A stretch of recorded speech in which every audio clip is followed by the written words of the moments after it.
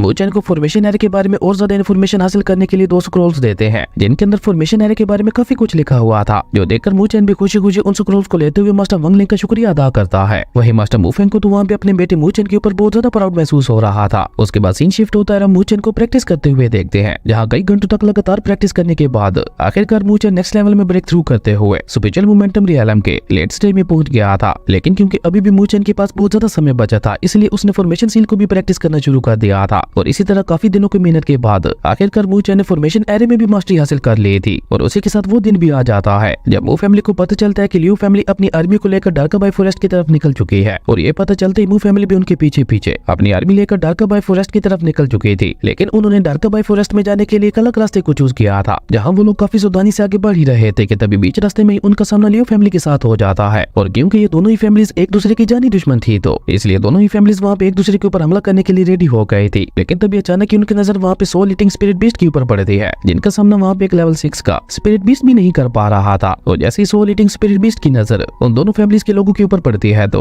उन्होंने अचानक ही वहाँ पे उनके ऊपर हमला कर दिया था, जिनसे बचने के लिए दोनों फैमिलीज के लोग भी वहाँ पे अलग अलग दिशा में भागने लगे थे। पर इस सब में वहाँ पे लियो फैमिली के काफी सारे लोग मारे गए थे। और सोल ईटिंग बीस्ट से बचने के लिए मूचेन को भी वहाँ पे अपने पिता से अलग होना पड़ा था। और यहाँ पे मूचेन को ऐसा लग रहा था कि जैसे कोई इन सोल ईटिंग स्पिरिट बीस्ट को कंट्रोल कर रहा है, इसलिए वो वहाँ पे अपने अंकल के मना करने के बावजूद भी उन सोल ईटिंग बीस्ट के पीछे चला गया था। और यहाँ पे हम देखते हैं कि दूर से मू भाई भी मूचेन के ऊपर नजर रखे हुए था। वहीं मूचेन उन सोल ईटिंग बीस्ट का पीछा करते हुए उनके छत्ते के पास पहुंच चुका था और वो वहाँ पे अपने अंकल और बाकी साथियों को उन सोल ईटिंग बीस्ट का ध्यान भटकाने के लिए कहता है। मूचेन की ये बात सुनकर वो लोग भी वहाँ पे बिल्कुल ऐसा ही करते हैं, जिसका फायदा उठाकर मूचन वहाँ पे उसी छत्ते के पास चला गया था, जहाँ पे उसे स्पिरिचुअल इंसाइट क्लैन के मास्टर का एक पैगाम मिलता है जो उसने मरने से पहले वहाँ पे लिखा था। और उस मास्टर के हाथ में वहाँ पे एक फ्लूट भी थी जो कि हवा के झोंके की वजह से वहाँ पे खुद ब खुद ही बज रही थी, जो देखकर मूचन ने वहाँ पे उस फ्लूट को उठा लिया था। और ये फ्लूट आगे चलकर डार्कर बाय फॉरेस्ट में मूचन के काफी ज्यादा काम आने वाली थी। पर जैसे ही मूचन वहाँ से जाने लगता है तो मुंबई ने उससे वो फ्लूट छीनने के लिए अचानक उसके ऊपर हमला कर दिया था, जिससे मूचन ने वहाँ पे बहुत ही मुश्किल से खुद को बचाया था। लेकिन मुंबई तो वहाँ पे लगातार अपनी फैमिली कलर टेक्निक का यूज करते हुए बहुत ही अग्रेसिवली मूचन के ऊपर हमले किए जा रहा था। पर मूचन ने यहाँ पे बहुत ही चालाकी से उस फ्लूट को बजाते हुए वहाँ पे अपनी मदद के लिए सोल ईटिंग स्पिरिट बीस्ट को बुला लिया था, जिनको देखते ही मूचन वहाँ से अपनी जान बचाते हुए उसी समय डर के मारे वहाँ से भाग गया था। वहीं मूचन भी वहाँ पे अपने पिता को ढूंढने के लिए अपने पिता वाली दिशा की तरफ चला गया था। उसके बाद सीन शिफ्ट होता है और मास्टर मुफेंग को देखते हैं जो कि अपने साथियों के साथ पॉइजनस रिवर के सामने आके रुक गए थे और उन्हें वहाँ पे समझ ही नहीं आ रही थी कि आखिर वो लोग इस पॉइजनस रिवर को कैसे क्रॉस करें। तभी मूचन भी अपने साथियों को लेकर वहाँ पे आ गया था और मूचन वहाँ पे कुछ लकड़ियों का यूज करते हुए उन्हें वहाँ पे क्रोकोडाइल्स के साथ बांधते हुए नाव बना देता है, जिसके बाद वो सभी वहाँ पे उस पॉइजनस रिवर को क्रॉस करते हुए आगे बढ़ने लगे थे। लेकिन तभी अचानक ही वहाँ पे एक पॉइजनस स्नेक बीस्ट उस रिवर से बाहर आते हुए उन लोगों के ऊपर हमला कर देता है, जो देखकर मास्टर मुफेंग ऊपर हवा में उड़ते हुए उस स्नेक बीस्ट के साथ फाइट करने की कोशिश करते हैं। लेकिन वो स्नेक बीस्ट वहाँ पे बहुत ही तेजी से मूव करते हुए न सिर्फ वहाँ पे मुफेंग के हमलों को डॉज कर रहा था, बल्कि उसी के साथ साथ वो वहाँ पे मू फैमिली के लोगों को मारते हुए उन्हें वहाँ पे खाने भी लगा था, जो देखकर मूचन वहाँ पे एक बार फिर से उसी फ्लूट को बजाता है, जिसकी वजह से देखते ही देखते वो सोल ईटिंग स्पिरिट बीस्ट वहाँ पे पहुंच चुके थे। और उन सोल ईटिंग स्पिरिट बीस्ट ने वहाँ पे एक ही झटके में उस पॉइजनस स्नेक बीस्ट को वहाँ पे खत्म कर दिया था, जिसका फायदा उठाकर मू फैमिली के लोग वहाँ से भाग गए थे। उसके बाद हमें डार्कर बाय फॉरेस्ट के माउंटेन्स वाले एरिया का सीन दिखाया जाता है, जहाँ पे आगे बढ़ते हुए दोनों फैमिलीज वहाँ पे एक बार फिर से आमने सामने आ गई थी। और अब की बात वहाँ पे उन दोनों फैमिलीज के बीच में एक बहुत ही खतरनाक जंग भी छिड़ गई थी। और इस बीच मौके का फायदा उठाकर मूचन काफी तेजी से उस माउंटेन की चोटी की तरफ बढ़ने लगता है, जो देखकर मुंबई भी वहाँ पे उसका पीछा करने लगा था।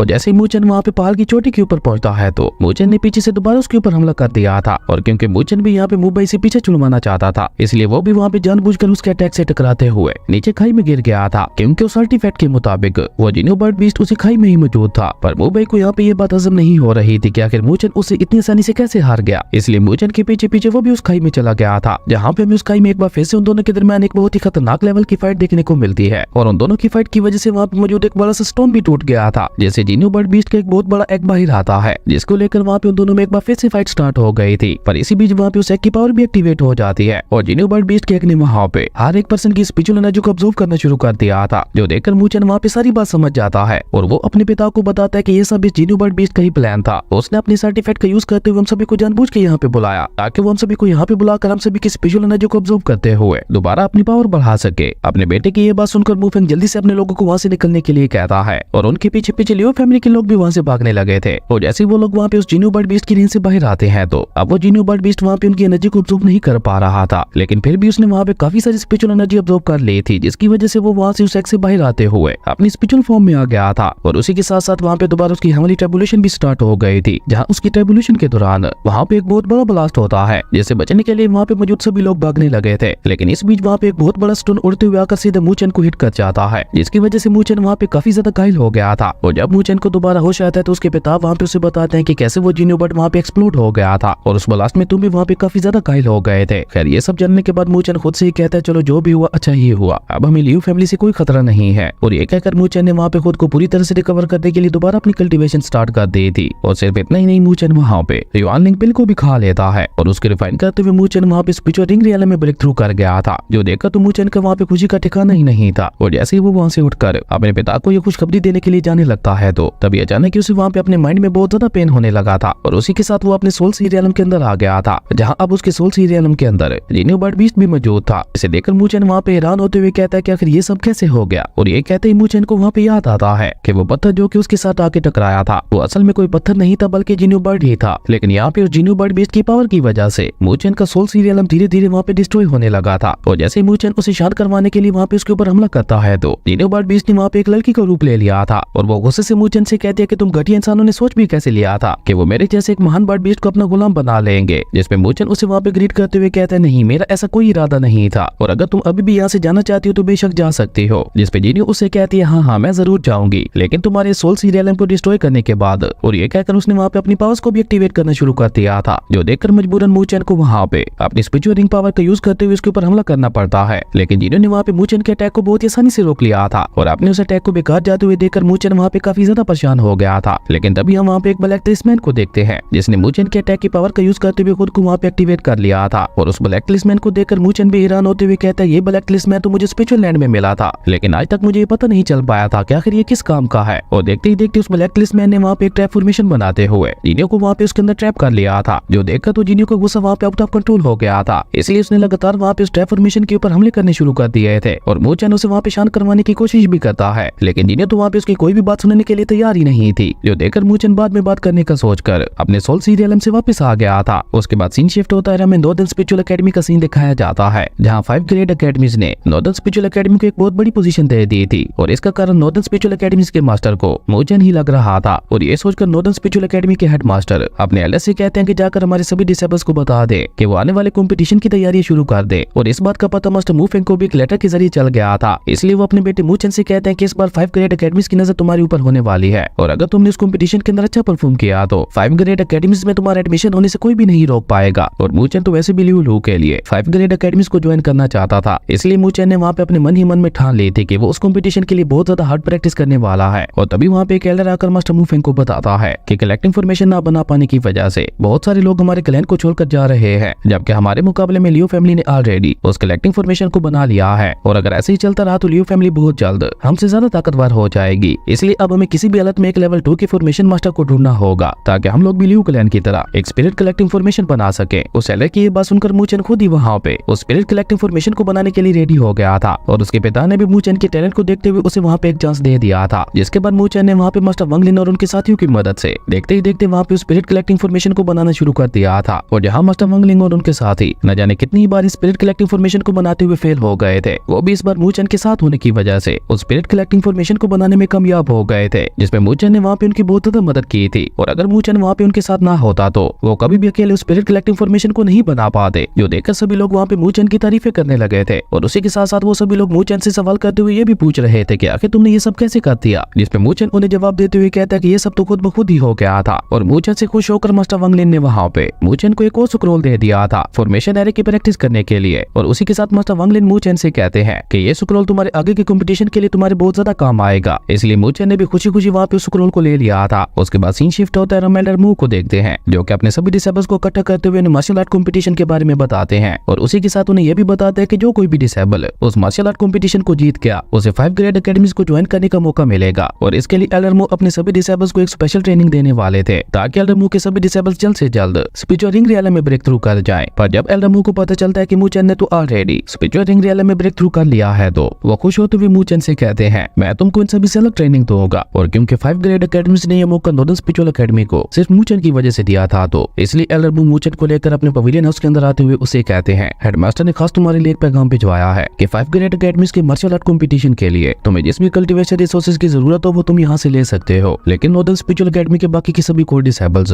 मूचन को 3rd फ्लोर के ऊपर देखकर बहुत ज्यादा हैरान हो गए थे। और वो सभी गुस्से से उसे वहाँ से बाहर निकलने के लिए भी कहने लगे थे, लेकिन एल्डर मू ने गुस्से से वहाँ पे उन सभी को चुप करवा दिया था। वहीं मूचन वहाँ पे उन सभी डिसेबल्स की बातों को इग्नोर करते हुए अपने लिए कोई सुटेबल टेक्निक की तलाश करने लगता है, जहाँ मूचन को अपने लिए 2 टेक्निक्स पसंद आती हैं, लेकिन क्योंकि पवेलियन हाउस का यह असूल था कि एक डिसेबल एक टाइम पे एक ही टेक्निक को चूज कर सकता था, इसलिए मूचन वहाँ पे उन दोनों टेक्निक्स के बीच में कंफ्यूज हो गया था, जो देखकर एल्डर मू उससे कहता है कि तुम इन दोनों टेक्निक्स को रख सकते हो, लेकिन उसके लिए तुम्हें मेरा एक काम करना होगा, तुम्हें मार्शल आर्ट कंपटीशन के अंदर किसी भी हालत में मू भाई को हराना होगा। और मू भाई क्योंकि ऑलरेडी मूचन का दुश्मन था, इसलिए मूचन ने भी एल्डर मू की शर्त को मान लिया था, जिसके बाद एल्डर मू मूचन को वो दोनों टेक्निक सिखाने के लिए ट्रेनिंग अरीना के अंदर ले आए थे। और एल्डर मू वहाँ पे मूचन के ऊपर कोई भी रहम ना दिखाते हुए उसकी बहुत ज्यादा हार्ड ट्रेनिंग करवाने लगे थे, जिसमें पहले तो मूचन को बहुत ज्यादा परेशानी हो रही थी और वो बार बार उसमें नाकाम भी हुए जा रहा था। लेकिन काफी दिनों की हार्ड प्रैक्टिस के बाद आखिरकार मूचन ने शैडो स्टेप टेक्निक को पूरी तरह से मास्टर कर लिया था। उसके बाद हमें मू भाई को भी दिखाया जाता है, जिसे मू भाई के पिता एक सीक्रेट इवल टेंपल के अंदर छोड़ गए थे, और वहाँ पे मू भाई भी दिन रात अपनी ट्रेनिंग में लगा हुआ था। वहीं इसी तरह मूचन को प्रैक्टिस करते करते वहाँ पे पूरा 1 महीना गुजर चुका था, जहाँ अब मूचन ने अपनी सभी टेक्निक्स को पूरी तरह से मास्टर कर लिया था। इवन अब वो सील फॉर्मेशन एरे बनाने में भी काफी ज्यादा माहिर हो चुका था। और मूचन को इतने कम अरसे में इतना ज्यादा ग्रो करते हुए देखकर खुद एल्डर मू भी बहुत ज्यादा हैरान थे। और अब तो एल्डर मू को मूचन एक रियल जीनियस लगने लगा था, जिसका कोई मुकाबला ही नहीं था। और मूचन के साथ साथ एल्डर मू के बाकी सभी डिसेबल्स ने भी बहुत ज्यादा हार्ड प्रैक्टिस की थी, क्योंकि उन सभी ने भी स्पिरिचुअल रिंग रियलम में ब्रेक थ्रू कर लिया था। पर उनकी सारी उम्मीदें तो मूचन के ऊपर ही थी, इसलिए वो कंपटीशन से एक दिन पहले मूचन से कहते हैं कि आज तुम्हें मेरे साथ फाइट करनी होगी और यही तुम्हारी ट्रेनिंग का आखिरी पार्ट होने वाला है, जिसके लिए मूचन भी एग्री हो गया था। उसके बाद हमें मूचन और एल्डर मू के दरमियान एक बहुत ही अमेजिंग फाइट देखने को मिलती है, जहाँ एल्डर मू मूचन के ऊपर भारी पड़ते हुए उसे वहाँ पे बहुत ही बुरी तरह से पीट रहे थे। पर मूचन भी इतनी आसानी से हार मानने वालों में से कहाँ था, इसलिए सबसे पहले वो वहाँ पे अपनी शैडो स्टेप टेक्निक का यूज करते हुए वहाँ पे अपनी स्पीड को बहुत ज्यादा बढ़ा देता है, जिसके बाद उसने पीछे से अपनी बुड्ढा आर्ट से मिली हुई नई पावर का यूज करके उसे वहाँ पे एम्परर फिंगर के साथ मिला दिया था। और मूचेन के इतने खतरनाक अटैक को देखकर ही एल्डर मो ने वहाँ पे अपनी हार मान ली थी। उसके बाद सीन शिफ्ट होता है, हमें कंपटीशन वाले दिन का ही सीन दिखाया जाता है और इस कंपटीशन को देखने के लिए वहाँ पे मूचेन के पिता और मूबे के पिता भी आए हुए थे और इस कंपटीशन को 5 ग्रेड अकेडमीज के एक एल्डर होस्ट करने वाले थे। और वो एल्डर वहाँ पे आते हुए कहता है कि मैं सबसे पहली फाइट ईस्ट अकेडमी के मूचेन की वेस्ट अकेडमी के चेन के साथ करवाना चाहता हूँ, क्योंकि वो एल्डर यहाँ पे खास मूचेन के लिए ही आया था। जिसके बाद वहाँ पे मूचेन और चेन के दरमियान फाइट स्टार्ट हो गई थी, जहाँ चेन मूचेन को हराने के लिए लगातार वहाँ पे उसके ऊपर हमले किए जा रहा था, पर चेन बेचारा तो मूचेन को इस फाइट में टच भी नहीं कर पाता। पर जब मूचेन चेन के ऊपर हमला करता है तो बेचारा चेन मूचेन के इस एक हमले को भी नहीं रोक पाता और मूचेन ने उसे गर्दन से पकड़ते हुए ऊपर हवा में उठा दिया था, जिसके साथ ही मूचेन ये फाइट जीत गया था। उसके बाद हमें ईस्ट और वेस्ट अकेडमी दोनों के डिसेबल्स के बीच में बहुत सारे कंपटीशन देखने को मिलते हैं, जहाँ ईस्ट अकेडमी की तरफ से मूचेन जीतते हुए आ रहा था तो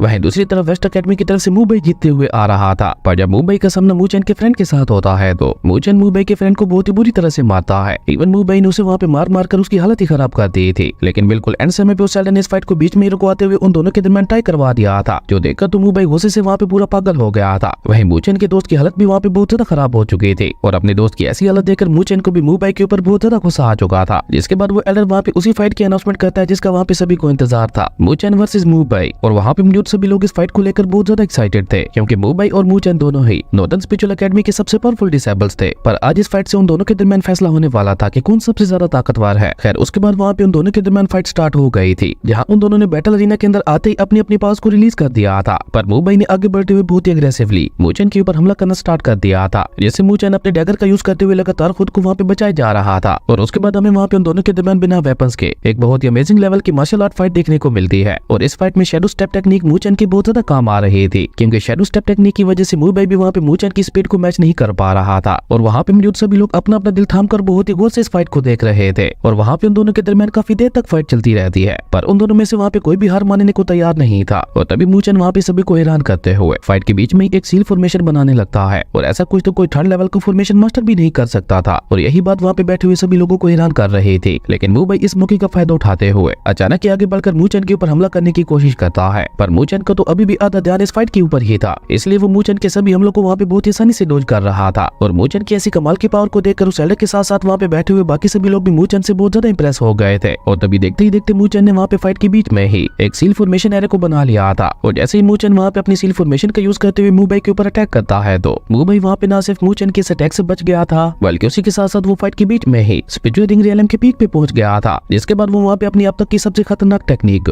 पाम टेक्निक का यूज करते हुए वहाँ पे मूचेन के ऊपर हमला कर देता है, जो देखकर मूचेन अपने मन में कहता है क्या मेरे पास द ग्रेट बुड्ढा आर्ट की पावर को एक्टिवेट करने के अलावा और कोई रास्ता नहीं है। और ये कहकर मूचेन ने वहाँ पे अपनी द ग्रेट बुड्ढा आर्ट की पावर को एक्टिवेट करते हुए अपने चारों तरफ एक प्रोटेक्टिव शील्ड बना दी थी। और अपनी शील्ड के साथ मूचेन ने वहाँ पे ना सिर्फ मूबे के अटैक को रोक दिया था, बल्कि उसी के साथ साथ उसे भी वहाँ पे उठाते हुए पीछे की तरफ फेंक दिया था, जिसकी वजह से मूबे की हालत वहाँ पे काफी ज्यादा खराब हो चुकी थी। और इस मौके का फायदा उठाकर मूचेन ने अचानक वहाँ पे अपने डेथ मार्क की पावर को एक्टिवेट करते हुए मूबे के ऊपर एक बार फिर से हमला कर दिया था, जिसकी वजह से मूबे की हालत वहाँ पे बहुत ज्यादा खराब हो चुकी थी। और अपने बेटे मूबे की ऐसी हालत देखकर मास्टर लियो मूचेन को रोकने के लिए खुद आगे बढ़ता है, लेकिन मूचेन के पिता मास्टर मूफेंग ने भी बीच में आते हुए मास्टर लियो को रोक दिया था। और वो दोनों वहाँ पे आपस में लड़ पाते उससे पहले हेड मास्टर ने बीच में आते हुए वहाँ पे उन दोनों को भी रोक दिया था। और इसी के साथ उस एल्डर ने वहाँ पे मूचेन को इस फाइट का विनर करार दे दिया था। और मूचेन की जीत के बारे में सुनकर ईस्ट अकेडमी के सभी डिसेबल्स बहुत ज्यादा खुश हो गए थे। उसके बाद वो एल्डर वहाँ पे कुछ डिसेबल्स के नाम लेते हुए उन्हें वहाँ पे एक लाइन में खड़ा कर देता है, क्योंकि उन सभी डिसेबल्स ने भी वहाँ पे अपनी अपनी पावर से उस एल्डर को वहाँ पे बहुत ज्यादा इंप्रेस किया था। और इसलिए वो एल्डर उन सभी डिसेबल्स को 5 ग्रेड अकेडमीज में से किसी एक अकेडमी में उन सभी डिसेबल्स को ज्वाइन करवाना चाहते थे। जिसके बाद वो वहाँ पे उन सभी डिसेबल्स को उनकी मर्जी के मुताबिक 5 ग्रेड स्पिरिचुअल अकेडमीज में जाने के लिए बोल देते हैं। और जब वो एल्डर किनशेंग से पूछते हैं तो किनशेंग कहता है कि जहाँ मूचेन जाएगा मैं भी उसके साथ जाऊंगा। और जब वो एल्डर वहाँ पे मूचेन से पूछते हैं तो मूचेन उनसे लियो लू के बारे में पूछता है कि लियो लू अभी कौन सी अकेडमी में है, जिसपे वो एल्डर मूचेन को बताते हैं कि अभी लियो लू हेवन स्पिरिचुअल अकेडमी में मौजूद है। और उस एल्डर की ये बात सुनकर मूचेन को वहाँ पे लियो लू के साथ बिताए हुए पल याद आने लगते हैं, जहाँ कभी मूचेन ने लियो लू से हेवन स्पिरिचुअल अकेडमी में जाने की बात की थी। और आज लियो लू ने सिर्फ मूचेन के लिए ही हेवन स्पिरिचुअल अकेडमी को ज्वाइन कर रखा था, इसलिए मूचेन भी उस एल्डर से हेवन स्पिरिचुअल अकेडमी में जाने की बात करता है, जिसपे वो एल्डर वहाँ से जाते हुए सभी डिसेबल से कहता है कि अभी एंट्रेंस एग्जाम के लिए 2 महीने बाकी है, इसलिए तुम सभी लोगों को इन 2 महीनों के अंदर अंदर बहुत ज्यादा हार्ड प्रैक्टिस करनी होगी ताकि तुम सभी लोग सक्सेसफुली उस एंट्रेंस एग्जाम को पास कर सको। उसके बाद सीन शिफ्ट होता है, हमें हेवन स्पिरिचुअल अकेडमी के अंदर लियो लू की एक झलक दिखाई जाती है, जहाँ वो मूचेन को याद करते हुए कह रही थी कि आखिर तुम अपना वादा पूरा करते हुए कब आओगे यहाँ पे। उसके बाद हमें लियो फैमिली का सीन दिखाया जाता है, जहाँ मास्टर लियो अपने बेटे मूबे के साथ मू फैमिली को हमेशा हमेशा के लिए खत्म करने का प्लान बना रहे थे।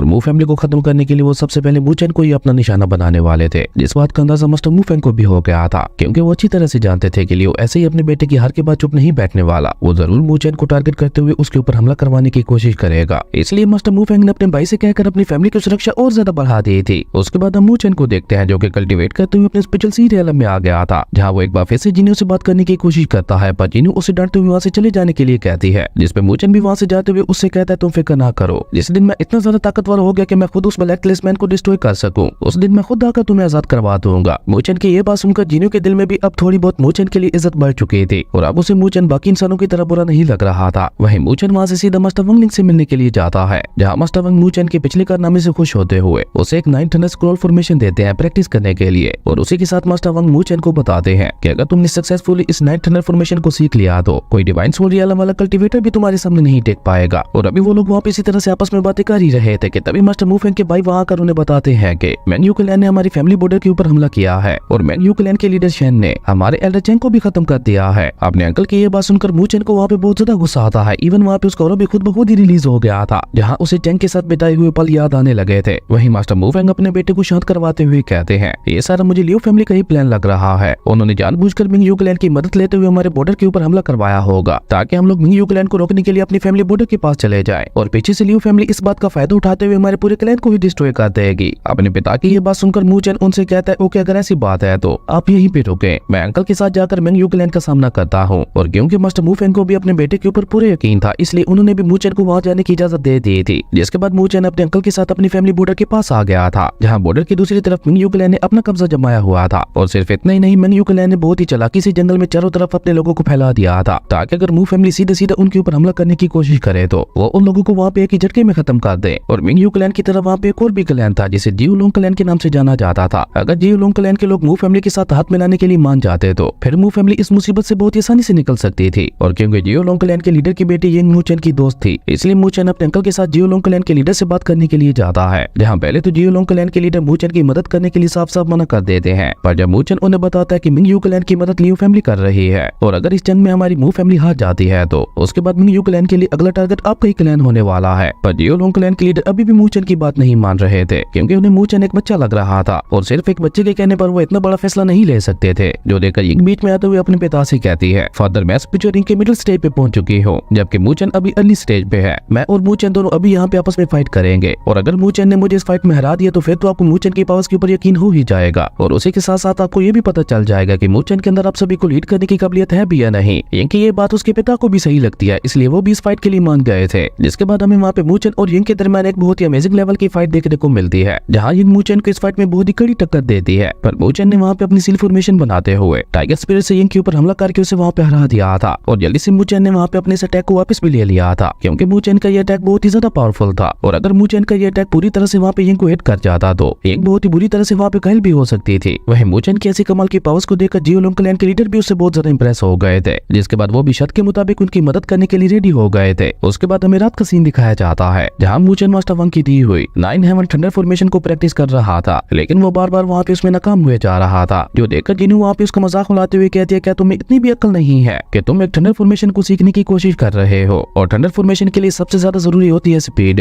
तो तुम्हें नहीं लगता कि तुम्हें इस थंडर फॉर्मेशन को सीखने के लिए सबसे पहले अपनी स्पीड के ऊपर ध्यान देना चाहिए। जिन्हों की एडवाइस सुनकर मू चैन भी वहाँ पे उसकी मदद करने के लिए जिन्हों का शुक्रिया अदा करता है। उसके बाद एक बार फिर से सीन शिफ्ट होता है, हमें लियो फैमिली का सीन दिखाया जाता है, जहाँ एक जासूस आकर मास्टर लियो को बताता है कि मास्टर मू फेंग के भाई जियो लोंग क्लैन से मदद मांगने के लिए वहाँ पे गए हुए हैं। जो सुनकर मास्टर लियो वहाँ पे बहुत ज्यादा खुश हो गया था, और वो वहाँ पे एक प्लान बनाते हुए कहता है कि मैं बहुत जल्द एक मीटिंग रखने वाला हूँ जिसमें सभी क्लैन के मास्टर्स का आना जरूरी होता है, और जब मू फेंग उस मीटिंग के लिए निकलेगा तो हम लोग पीछे से उसकी मू फैमिली के ऊपर हमला करते हुए उसका नामो निशान ही मिटा देंगे। और जब मास्टर मू फेंग को उस नाइट रियलम की मीटिंग के बारे में पता चलता है तो मास्टर मू फेंग का शक यकीन में बदल गया था कि इस सब के पीछे लियो ही है। पर मास्टर मू फेंग नाइट रियलम की मीटिंग के लिए मना भी नहीं कर सकते थे, क्योंकि वो एक एग्रीमेंट के साथ बंधे हुए थे, जिसकी वजह से मास्टर मू फेंग का वहाँ जाना जरूरी था। इसलिए मास्टर मू फेंग अपने भाई और मू चैन दोनों को वापस अपनी फैमिली में बुलवाने के लिए एक लेटर भेजते हैं। वहीं दूसरी तरफ हमें मिंग यू क्लैन का सीन दिखाया जाता है, जहाँ मू चैन और उसके अंकल ने जियो लोंग क्लैन की मदद से अचानक ही मिंग यू क्लैन के ऊपर हमला कर दिया था। पर मिंग यू क्लैन के शेन भी वहाँ पे उनके अटैक के लिए पूरी तरह से रेडी था, और देखते ही देखते वहाँ पे मिंग यू क्लैन की मदद करने के लिए लियो फैमिली के लोग भी वहाँ पे आ गए थे, जिसका मतलब था कि अब दोनों तरफ बराबरी की टक्कर होने वाली थी। और इसी के साथ वहाँ पे दोनों ग्रुप्स के दरमियान एक बहुत ही खतरनाक जंग छिड़ गई थी, जहाँ दोनों तरफ के लोग एक दूसरे के ऊपर हमला करते हुए उन्हें मारने की वहाँ पे अपनी पूरी कोशिश कर रहे थे। पर इस इस जंग में लियो फैमिली और मिंग यू क्लैन का पलड़ा भारी लग रहा था, क्योंकि उनके पास तादाद में बहुत ज्यादा सोल्जर्स थे। लेकिन मू चेन ने वहाँ पे अपनी 9 हैमर थंडर फॉर्मेशन को बनाते हुए मुंबई के अंकल और शेन के ऊपर बहुत ज्यादा पावरफुल हमला कर दिया था, जिसमें मुंबई का अंकल बहुत ही बुरी तरह से घायल हो गया था। वहीं शेन को तो मास्टर जियो लुंग मौका ही नहीं देते, क्योंकि उन्होंने अचानक आगे बढ़ते हुए शेन का खेल वहाँ पे खत्म कर दिया था और मू चेन ने यहाँ पे अकेले इस पूरी जंग का रुख मोड़ दिया था। जिसके बाद लियो फैमिली और मिंग यू क्लैन के लोग अपनी जान बचाते हुए वहाँ से भाग गए थे, जो देखकर मास्टर जियो लुंग वहाँ पे बहुत ज्यादा खुश हो गए थे और वो मू चेन के पास आकर उसकी तारीफ करते हुए कहते हैं, मुझे यकीन ही नहीं हो रहा कि तुम इतनी कम एज में होते हुए भी इतनी ज्यादा ताकतवर हो। अगर आज तुम ना होते तो हमारे लिए इस जंग को जीतना बहुत ज्यादा मुश्किल हो जाता।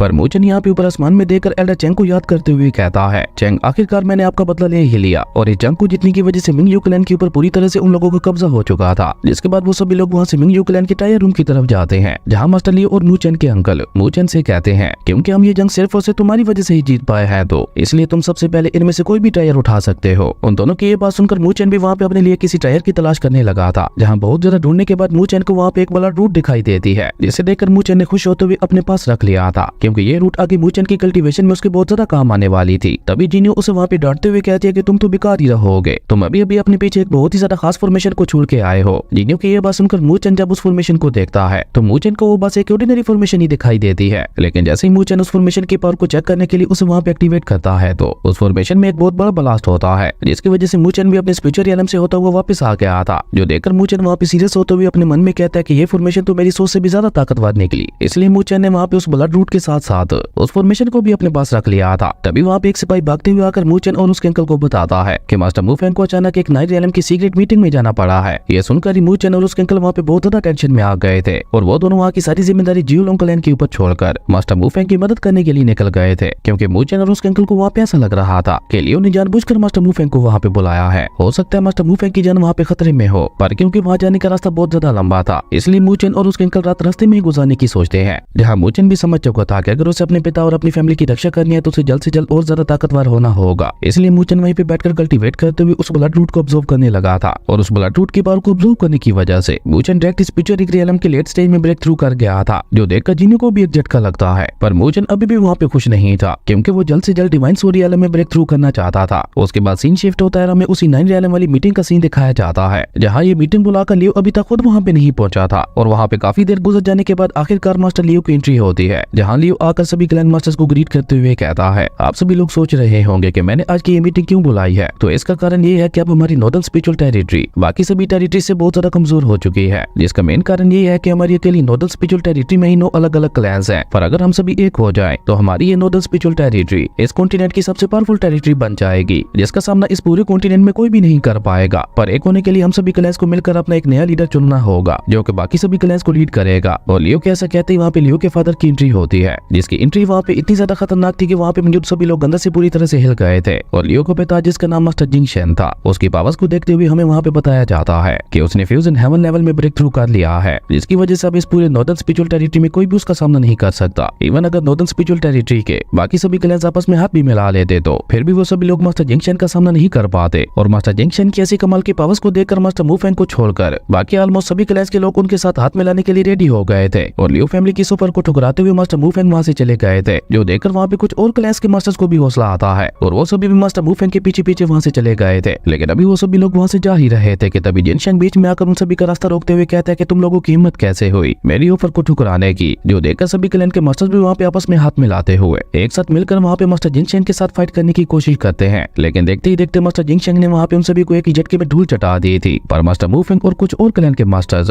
अभी भी वहाँ पे अपना पूरा दम लगाते हुए मास्टर जिंग शेंग के साथ फाइट करने की कोशिश कर रहे थे। और इसी बीच मू चेन और उसके अंकल भी वहाँ पे पहुंच जाते हैं और अपने पिता को वहाँ पे इस तरह से जिंग शेंग के साथ फाइट करते हुए देखकर मू चेन भी अपने पिता की मदद करने के लिए आगे बढ़ता है। लेकिन मू चेन के अंकल ने उसे वहीं पे रोक दिया था, क्योंकि मू चेन अभी भी स्पिरिचुअल रिंग रियलम में था और एक स्पिरिचुअल रिंग रियलम के कल्टीवेटर का फ्यूजन हैमर रियलम के कल्टीवेटर के साथ टकराने का मतलब सिर्फ और सिर्फ मौत था। पर मू चेन यहाँ पे अपने पिता को ऐसे ही कैसे मरने दे सकता था, इसलिए मू चेन जीनियो के पास जाते हुए उससे एक हेल्प मांगता है और जीनियो की हेल्प करने के बदले में मू चेन ने उसे वहाँ पे एक प्रॉमिस भी कर दिया था कि अगर तुमने मेरी जिंग शेंग को हराने में मदद की तो मैं फ्यूचर में कभी भी तुम्हारी सोल को रिफाइन करने की कोशिश नहीं करूंगा। और क्योंकि जीनियो भी पिछले काफी लंबे अरसे से मू चेन को ऑब्जर्व करते हुए आ रही थी, उससे जीनियो को इतना तो आइडिया हो गया था कि मू चेन एक बहुत ही ज्यादा अच्छा इंसान है और वो अपने वादे का भी पक्का है। और ये सोचकर जीनियो भी वहाँ पे मू चेन की मदद करने के लिए रेडी हो गई थी। पर फिर भी जीनियो उसे वहाँ पे आखिरी वार्निंग देते हुए कहती है, अभी तुम इतने ज्यादा स्ट्रॉन्ग नहीं हो कि मेरी पावर्स को संभाल सको। अगर मैं अपनी पावर्स तुम्हारी बॉडी के अंदर ट्रांसफर करती हूँ तो हो सकता है इससे तुम्हारी पूरी बॉडी एक्सप्लोड हो जाए। पर मूचेन ने तो यहाँ पे ठान ली थी कि चाहे उसके साथ कुछ भी हो जाए वो अपने पिता की मदद करके रहेगा। मूचेन कैसे कमाल के जज्बे को देखकर जिन्हों भी अपनी पावर्स उसकी बॉडी के अंदर ट्रांसफर करने के लिए रेडी हो गई थी। वहीं दूसरी तरफ हम मास्टर जिनशेंग को देखते हैं जो मास्टर वू फेंग और उनके बाकी साथियों को मारने के लिए वहाँ पे अपने एक बहुत ही ज्यादा खतरनाक अटैक को तैयार करते हैं, जो देखकर मास्टर वू फेंग और उनके बाकी साथी भी अपना पूरा दम लगाते हुए मास्टर जिनशेंग के इस अटैक को रोकने की कोशिश करते हैं। पर मास्टर जिनशेंग ने वहाँ पे अपनी पाम टेक्निक का यूज करते हुए उन सभी को वहाँ पे उड़ाते हुए पीछे की तरफ फेंक दिया था और मास्टर जिनशेंग के इस अटैक से वहाँ पे उन सभी की हालत बहुत ही ज्यादा खराब हो गई थी। जिसके बाद मास्टर जिनशेंग वहाँ पे उन लोगों को मारने ही वाला था कि तभी वहाँ पे मूचेन की एंट्री होती है, जिसे जिन्हों ने वहाँ पे मास्टर जिनशेंग के साथ फाइट करने के लिए अपनी पावर्स दे दी थी और देखते ही देखते उसने वहाँ पे मास्टर लियो को तो ऐसे पटक का फेंक दिया था कि जैसे वो उसके सामने एग्जिस्ट ही नहीं करता। और मूचेन की ऐसी कमाल की पावर्स को देखकर तो वहाँ पे किसी को अपनी आंखों पे यकीन ही नहीं हो रहा था। पर क्योंकि मूचेन के पास वहाँ पे ज्यादा समय नहीं था इसलिए वो वहाँ पे अपना टाइम बर्बाद ना करते हुए सीधा मास्टर जिनशेंग के ऊपर अटैक करने के लिए आगे बढ़ता है। जिसके बाद उन दोनों के दरमियान वहाँ पे एक बहुत ही खतरनाक लेवल की फाइट छिड़ गई थी, जहाँ वो दोनों एक दूसरे को बराबरी की टक्कर देते हुए एक दूसरे के ऊपर लगातार हमले किए जा रहे थे और मूचेन को वहाँ पे मास्टर जिनशेंग को बराबरी की टक्कर देते हुए वहाँ पे किसी को अपनी आंखों पे यकीन ही नहीं हो रहा था। इवन मास्टर जिनशेंग खुद भी ये सब देखकर बहुत ज्यादा हैरान था। पर अब धीरे धीरे मास्टर जिनशेंग वहाँ पे मूचेन के ऊपर भारी पड़ने लगा था और देखते ही देखते उसने लगातार वहाँ पे मूचेन के ऊपर हमले करते हुए मूचेन की हालत ही खराब कर दी थी और ऊपर से जिन्हों की पावर्स लेने की वजह से धीरे धीरे अब वहाँ पे उसकी बॉडी में क्रैक्स आना भी शुरू हो गए थे, जिसका मतलब था कि अब मूचेन के पास ज्यादा समय नहीं बचा। और ये देखकर मूचेन वहाँ पे मिंग यू क्लैन से मिली उसी फॉर्मेशन को बनाने लगता है जिसका नाम डीमन लोटस था। और क्योंकि अभी मूचेन की बॉडी के अंदर हैमर रियलम की पावर्स थी इसलिए मूचेन वहाँ पे बहुत ज्यादा मेहनत के बाद उस डीमन लोटस फॉर्मेशन को बनाने में कामयाब हो गया था। और इस बीच मास्टर जिनशेंग मूचेन को रोकने की बहुत ज्यादा कोशिश करता है, लेकिन मूचेन वहाँ पे उस डीमन लोटस फॉर्मेशन को बनाने के साथ साथ मास्टर जिनशेंग के हमले से भी खुद को बचा रहा था। पर अब मूचेन की बारी थी अटैक करने की, जो देखकर मास्टर जिनशेंग भी वहाँ पे आर पार की लड़ाई का सोचकर वहाँ पे अपने सबसे पावरफुल अटैक की तैयारी करने लगता है। पर मूचेन वहाँ पे अपनी डीमन लोटस फॉर्मेशन की पावर का यूज करते हुए मास्टर जिनशेंग के ऊपर अटैक करते हुए उसके हमले को वहीं पे डिस्ट्रॉय कर देता है। पर मूचेन यहाँ पे दोबारा मास्टर जिनशेंग के ऊपर हमला करते हुए उसे वहाँ पे खत्म कर पाता उससे पहले ही मूचेन की बॉडी से धीरे धीरे जिन्हों की पावर्स खत्म होने लगती है, जिसकी वजह से मूचेन कमजोर होते हुए वहाँ पे नीचे गिरने लगा था। पर जैसे मूचेन की नजर वहाँ पे अपने पिता और अपने अंकल के ऊपर पड़ती है तो वो दोबारा वहाँ पे अपना पूरा दम लगाते हुए किसी तरह से खुद को संभाल लेता है। जिसके बाद मूचेन ने वहाँ पे और ज्यादा देर न करते हुए अपने डीमन लोटस फॉर्मेशन की पावर का यूज करके एक बहुत ही ज्यादा खतरनाक हमला मास्टर जिनशेंग के ऊपर कर दिया था, जो देखकर मास्टर जिनशेंग भी वहाँ पे अपना पूरा दम लगाते हुए मूचेन के इस अटैक को रोकने की कोशिश करता है। पर मूचेन का ये अटैक इतना ज्यादा पावरफुल था कि उसे मास्टर जिनशेंग अपना पूरा दम लगाते हुए भी नहीं रोक पाते, जो देखकर मास्टर जिनशेंग आखिर में अपने लोगों के साथ जान बचाते हुए वहाँ से भागने लगता है। पर मूचेन अब उसे वहाँ पे इतनी आसानी से कैसे जाने दे सकता था, इसलिए मूचेन वहाँ पे अपनी बची खुची हुई सारी पावर उस डीमन लोटस फॉर्मेशन के अंदर डाल देता है। जिसके बाद उसने पीछे से ही मास्टर जिनशेंग के ऊपर एक बहुत ही ज्यादा पावरफुल हमला कर दिया था। और जैसे ही मूचेन का ये अटैक मास्टर जिनशेंग की बॉडी के साथ टकराता है तो वहाँ पे देखते ही देखते मास्टर जिनशेंग की बॉडी राख में बदल गई थी, जो देखकर वहाँ पे सभी लोग हैरान होने के साथ साथ बहुत ज्यादा खुश भी दिखाई दे रहे थे, क्योंकि मूचेन ने मास्टर जिनशेंग को मारकर उनके ऊपर आने वाली एक बहुत बड़ी मुसीबत को खत्म कर दिया था। और इस बात का सबसे बड़ा सदमा तो बेचारे मास्टर लियो को लगता है, क्योंकि एक तो वहाँ पे उसके पिता मारे गए थे, दूसरा उसकी फैमिली की सारी इज्जत भी वहाँ पे मिट्टी में मिल गई थी। वहीं वहाँ पे मौजूद बाकी सभी क्लैन के मास्टर्स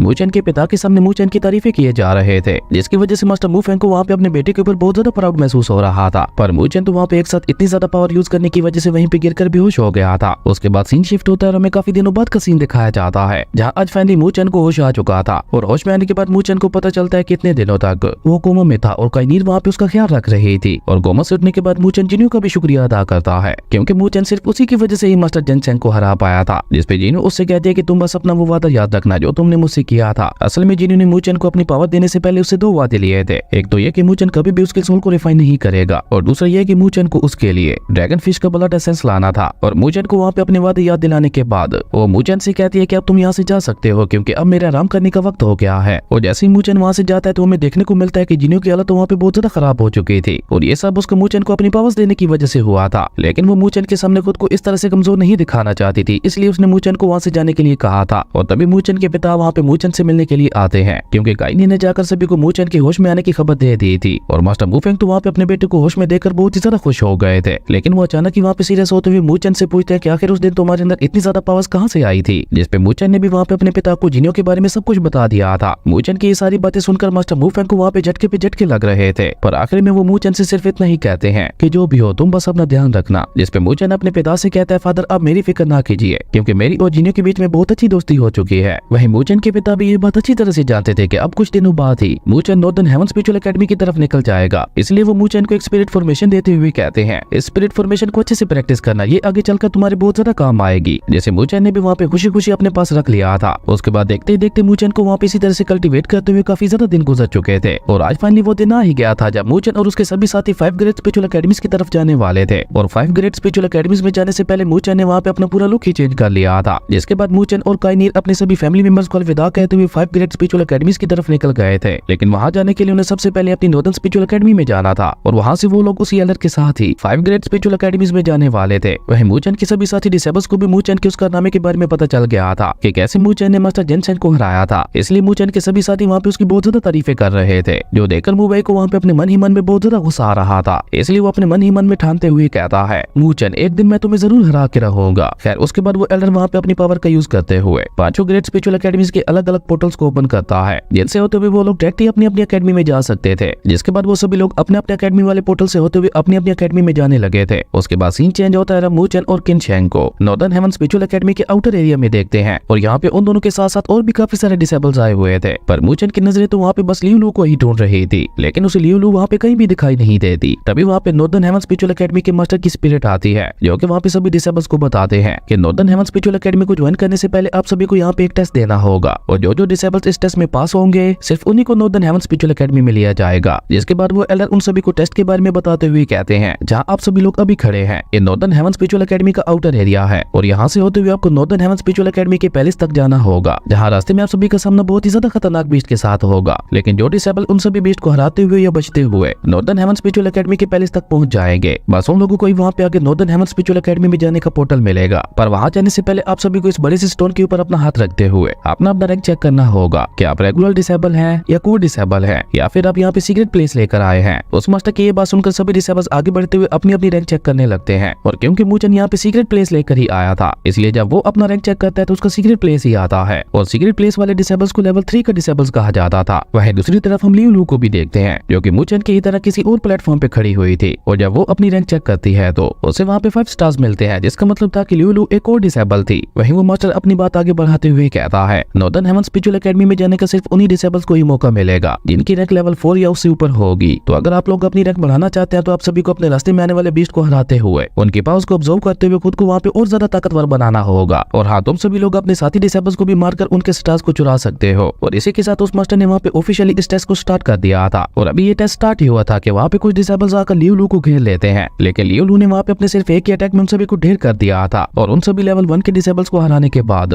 लियू लू के पास 5 और स्टार्स आ गए थे और इसी तरह वहाँ पे मौजूद बाकी सभी डिसेबल्स भी नॉर्दर्न हेवन स्पिरिचुअल पैलेस की तरफ बढ़ गए थे, जहाँ रास्ते में कुछ डिसेबल्स अपने ही साथियों के ऊपर हमला करते हुए उनसे उनके स्टार चुराने की कोशिश कर रहे थे, तो कुछ डिसेबल्स वहाँ पे बीस्ट का सामना करते हुए उन्हें मार रहे थे। और मूचन भी वहाँ पे कुछ डिसेबल्स और बीस्ट का सामना करते हुए वहाँ से आगे बढ़ने लगा था और यहाँ पे जो कोई भी मूचन के रास्ते में आ रहा था मूचन उसके ऊपर बिल्कुल भी रहम नहीं दिखा रहा था। इवन मूचन वहाँ पे उन सभी के स्टार्स को भी छीनता जा रहा था और इसी तरह देखते ही देखते उन लोगों को वहाँ पे रात हो गई थी, जहाँ मूचन और किनशेंग की मुलाकात एक सुनर नाम की लड़की से भी होती है, जिसकी मूचन ने मदद करते हुए कुछ मोर्चर से बचाया था। इसलिए अब वो भी किनशेंग की तरह मूचन की बहुत ज्यादा अच्छी दोस्त बन गई थी। पर रात को जहाँ पे मूचन के दोनों दोस्त खाना खाकर मजे से सो गए थे, वहीं मूचन तो वहाँ पे लियू लू की यादों में खोया हुआ था। पर अचानक ही मूचन वहाँ पे खुद को संभालते हुए कहता है कि अभी मैं इस तरह से लियू लू की यादों में नहीं खो सकता, अभी मुझे बहुत सारे काम करने हैं, वरना तो मैं कभी भी नॉर्दर्न हेवन स्पिरिचुअल एकेडमी को ज्वाइन नहीं कर पाऊंगा। और ये कहते हुए मूचन ने वहाँ पे अपनी कल्टीवेशन स्टार्ट कर दी थी, जहाँ वो अपने डेथ मार्क के थर्ड फॉर्म को कल्टीवेट करने लगा था। पर हर बार की तरह डेथ मार्क की पावर ने एक बार फिर से मूचन की पूरी बॉडी के ऊपर कंट्रोल करना शुरू कर दिया था। पर बिल्कुल एंड टाइम पे बुड्ढा आर्ट ने एक्टिवेट होते हुए डेथ मार्क की पावर को वहाँ पे सप्रेस कर दिया था और इसी के साथ मूचन ने वहाँ पे सक्सेसफुली डेथ मार्क की थर्ड फॉर्म को भी अचीव कर लिया था, जो देखकर मूचन वहाँ पे काफी ज्यादा खुश दिखाई दे रहा था, क्योंकि अब मूचन अपने डेथ मार्क की पावर का यूज करते हुए इसी डिवाइन सोल रियलम वाले कल्टीवेटर को भी आसानी से हरा सकता था। उसके बाद हमें अगले दिन का सीन दिखाया जाता है, जहाँ मूचन ने अपने साथियों के साथ एक बार फिर से अपना सफर शुरू कर दिया था। पर अभी वो लोग वहाँ से आगे बढ़ ही रहे थे कि तभी वही डिसेबल जिससे कल मूचन ने उसके स्टार्स छीने थे, वो मूचन के साथ फाइट करने के लिए अपने भाई को ले आया था। और उस डिसेबल का भाई जिसका नाम गी हाई था, उसे मूचन वहाँ पे पहले से जानता था, क्योंकि मूचन की एक बार स्पिरिचुअल लैंड के अंदर उसके साथ फाइट हुई थी। वहीं मूचन गी हाई को देखकर वहाँ पे उसका मजाक उड़ाते हुए कहता है, ओ तो तुम अभी तक भी जिंदा हो, मुझे तो लगा था कि तुम कब के मर चुके होगे। लास्ट टाइम याद है ना मैंने तुम्हारा क्या हाल किया था। जिस पे गी हाई एक डेविल स्माइल करते हुए मूचन से कहता है, आज मैं तुमसे उस दिन का बदला जरूर लूंगा, क्योंकि आज बाजी पूरी तरह से पलट चुकी है। आज मैं डिवाइन सोल रियलम में हूँ, जबकि तुम अभी तक स्पिरिचुअल रिंग रियलम में हो। पर अभी गी हाई वहाँ पे ये सब कह ही रहा था कि तभी वहाँ पे सुनर की बहन किंग लिंग की एंट्री होती है और सुनर के कहने पर किंग लिंग वहाँ पे मूचन की मदद करने के लिए रेडी हो गई थी, जो देखकर गी हाई वहाँ पे मूचन का मजाक उड़ाते हुए कहता है, मुझे यकीन नहीं हो रहा कि स्पिरिचुअल लैंड के सबसे खतरनाक डिसेबल के आज ऐसे दिन आ गए हैं कि उसे एक लड़की के पीछे छुपना पड़ रहा है। गी हाई की ये बात सुनकर मूचन खुद आगे आते हुए उससे कहता है कि तुम फिक्र ना करो, तुम जैसे मामूली से गुंडे को तुम्हें अभी भी आसानी से हरा सकता हूँ। और इसी के साथ वहाँ पे उन दोनों के दरमियान फाइट स्टार्ट हो गई गई थी और क्योंकि गीहाई डिवाइन सोल रियलम में था इसलिए वो इस फाइट में बहुत ज्यादा कॉन्फिडेंट दिखाई दे रहा था। पर मूचेन अचानक ही वहाँ पे अपने डेथ मार्क की पावर को एक्टिवेट करते हुए गीहाई को वहाँ पे बहुत ही बुरी तरह से पीटने लगता है और आखिर में मूचेन अपनी 9 हैमर थंडर फॉर्मेशन की पावर का यूज करते हुए गीहाई के ऊपर एक बहुत ही ज्यादा पावरफुल हमला करके उसे वहाँ पे हरा देता है। और मूचेन के इतने ज्यादा पावरफुल अटैक की वजह से बेचारे गीहाई की हालत वहाँ पे बहुत ज्यादा खराब हो चुकी थी और मूचेन ने वहाँ पे गीहाई से उसके स्टार्स भी छीन लिए थे। पर गीहाई मूचेन को वहाँ पे अपने सिर्फ 2 ही स्टार्स देता है और बाकी स्टार्स के बदले में वो वहाँ पे मूचेन को एक जानकारी देते हुए कहता है कि मुझे यहाँ पे एक गुफा मिली थी जिसके अंदर एक डिवाइन ट्रायर मौजूद है और अगर तुम उस डिवाइन ट्रायर की पावर को ऑब्जर्व कर लेते हो तो तुम बहुत ही आसानी से डिवाइन सोल रियलम में ब्रेक थ्रू कर जाओगे। और मैं तो उस डिवाइन ट्रायर को इसलिए हासिल नहीं कर पाया था क्योंकि उस डिवाइन ट्रायर के आसपास वहाँ पे बहुत सारे खतरनाक मोस्टर्स मौजूद थे। गीहाई से ये इंपॉर्टेंट इन्फॉर्मेशन लेने के बाद मूचेन ने उसे वहाँ पे छोड़ दिया था, जिसके बाद मूचेन अपने साथियों के साथ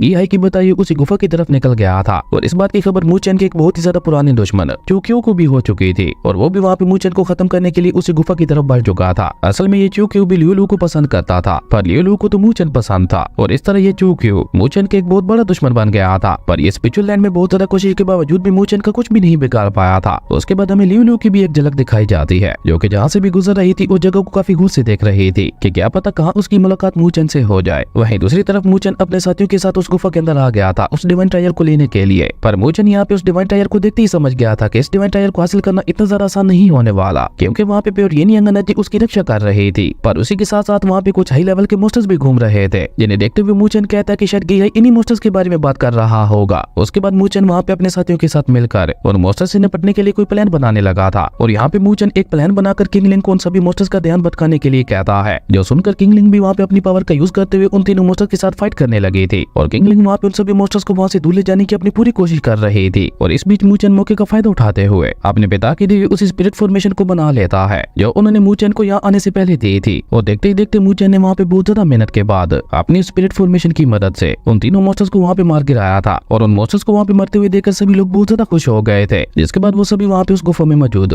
बाकी छोटे बड़े ट्रायर्स को भी कलेक्ट करने लगे थे। वहीं दूसरी तरफ मूचेन उस डिवाइन ट्रायर जिसका नाम डिवाइन राशि था उसे अपने पास ले आते हुए वहाँ पे उसकी पावर को ऑब्जर्व करने लगा था। पर अभी मूचेन वहाँ पे अपने उस डिवाइन राशि का यूज करते हुए ब्रेक थ्रू कर ही रहा था कि तभी वहाँ पे चूक्यू की एंट्री होती है। और किंगलिंग वहाँ पे चूक्यू को देखते ही समझ गई थी कि ये पर्सन डिवाइन सोल रियलम के मिडिल स्टेज पे है। वहीं चूक्यू उन लोगों को देखते हुए कहता है कि तुम सभी लोग घबराओ मत, मैं यहाँ पे मूचेन को चैलेंज करने के लिए आया हूँ, पर अब मैं उसके ब्रेक थ्रू करने के बाद ही उससे फाइट करूंगा क्योंकि मैं भी चाहता हूँ कि कम से कम वो मुझे बराबरी की टक्कर तो दे, वरना एक कमजोर इंसान को हराने में मुझे क्या ही मजा आएगा। वहीं दूसरी तरफ देखते ही देखते मूचेन ने वहाँ पे उस डिवाइन राशि की पावर का यूज करते हुए डिवाइन सोल रियलम में ब्रेक थ्रू कर लिया था। और जैसे ही मूचेन वहाँ पे डिवाइन सोल रियलम में ब्रेक थ्रू करता है तो उसके सामने वहाँ पे उसकी डिवाइन सोल भी अपीयर हो गई थी जिसे वो वहाँ पे बहुत ही आसानी से कंट्रोल भी कर पा रहा था। और जैसे ही मूचेन वहाँ पे अपनी डिवाइन सोल को अपनी बॉडी के अंदर डालता है तो वहाँ पे मूचेन की बॉडी से बहुत ही ज्यादा पावरफुल ऑरा निकलने लगा था। और जैसे ही मूचेन वहाँ पे अपनी डिवाइन सोल रियलम के पावर्स को चेक करने के लिए अपने द ग्रेट बुद्धा आर्ट को एक्टिवेट करता है तो उसे अपने बुद्धा आर्ट के अंदर एक टेक्निक दिखाई देती है जिसका नाम द ग्रेट बुद्धा हैंड था। उसके बाद मूचेन वहाँ से होता हुआ सीधा अपने दोस्तों के पास आ गया था जहाँ मूचेन के सभी दोस्त उसके ब्रेक थ्रू को देखकर बहुत ज्यादा खुश दिखाई दे रहे थे। लेकिन तभी अचानक ही चूक्यू बीच में आते हुए अचानक ही मूचेन को वहाँ पे फाइट के लिए चैलेंज कर देता है और उसे कहता है कि अगर तुम ये फाइट हार गए तो तुम लियोलू को हमेशा हमेशा के लिए भूलना होगा। जिसपे मूचेन उससे कहता है ये क्या बकवास कर रहे हो, क्या तुम पागल हो गए हो, अगली बार तुमने मेरे सामने ऐसे बकवास करने की गलती भी की तो मैं तुम्हारा वो हल करूंगा जो तुमने कभी इमेजिन भी नहीं किया होगा। और ये कहकर मूचेन अपने दोस्तों के साथ चुपचाप वहाँ से जाने लगा था। लेकिन चूक्यू जो कि मूचेन की सारी बातें सुनकर वहाँ पे बहुत ज्यादा गुस्सा हो गया था, उसने अचानक ही वहाँ पे पीछे से मूचेन के ऊपर हमला कर दिया था। पर मूचेन ने भी वहाँ पे टाइम रहते किसी तरह से उसके अटैक को रोक लिया था, लेकिन उसके साथ ही उसके अटैक के प्रेशर की वजह से वहाँ से खिसकते हुए काफी पीछे चले गए थे, जो देखकर मूचेन अपने सभी दोस्तों को गुफा के बाहर उसका वेट करने के लिए कहता है। और ये कहते हुए मूचेन ने भी अब वहाँ पे चूक्यू के ऊपर हमला करना शुरू कर दिया था, जिसके बाद हमें वहाँ पे उन दोनों के दरमियान एक बहुत ही अमेजिंग लेवल की फाइट दिखाई जाती है, जहाँ देखने से ऐसा लग रहा था कि जैसे चूक्यू इस फाइट को ज्यादा लंबा नहीं खींचना चाहता, इसलिए उसने शुरुआत में ही अपने सबसे पावरफुल हमले मूचेन के ऊपर करने शुरू कर दिए थे। लेकिन मूचेन वहाँ पे उसके हर एक हमले को रोकते हुए उसे वहाँ पे बराबरी की टक्कर दे रहा था। और आखिर में मूचेन ने अपनी अभी अभी मिली हुई नई टेक्निक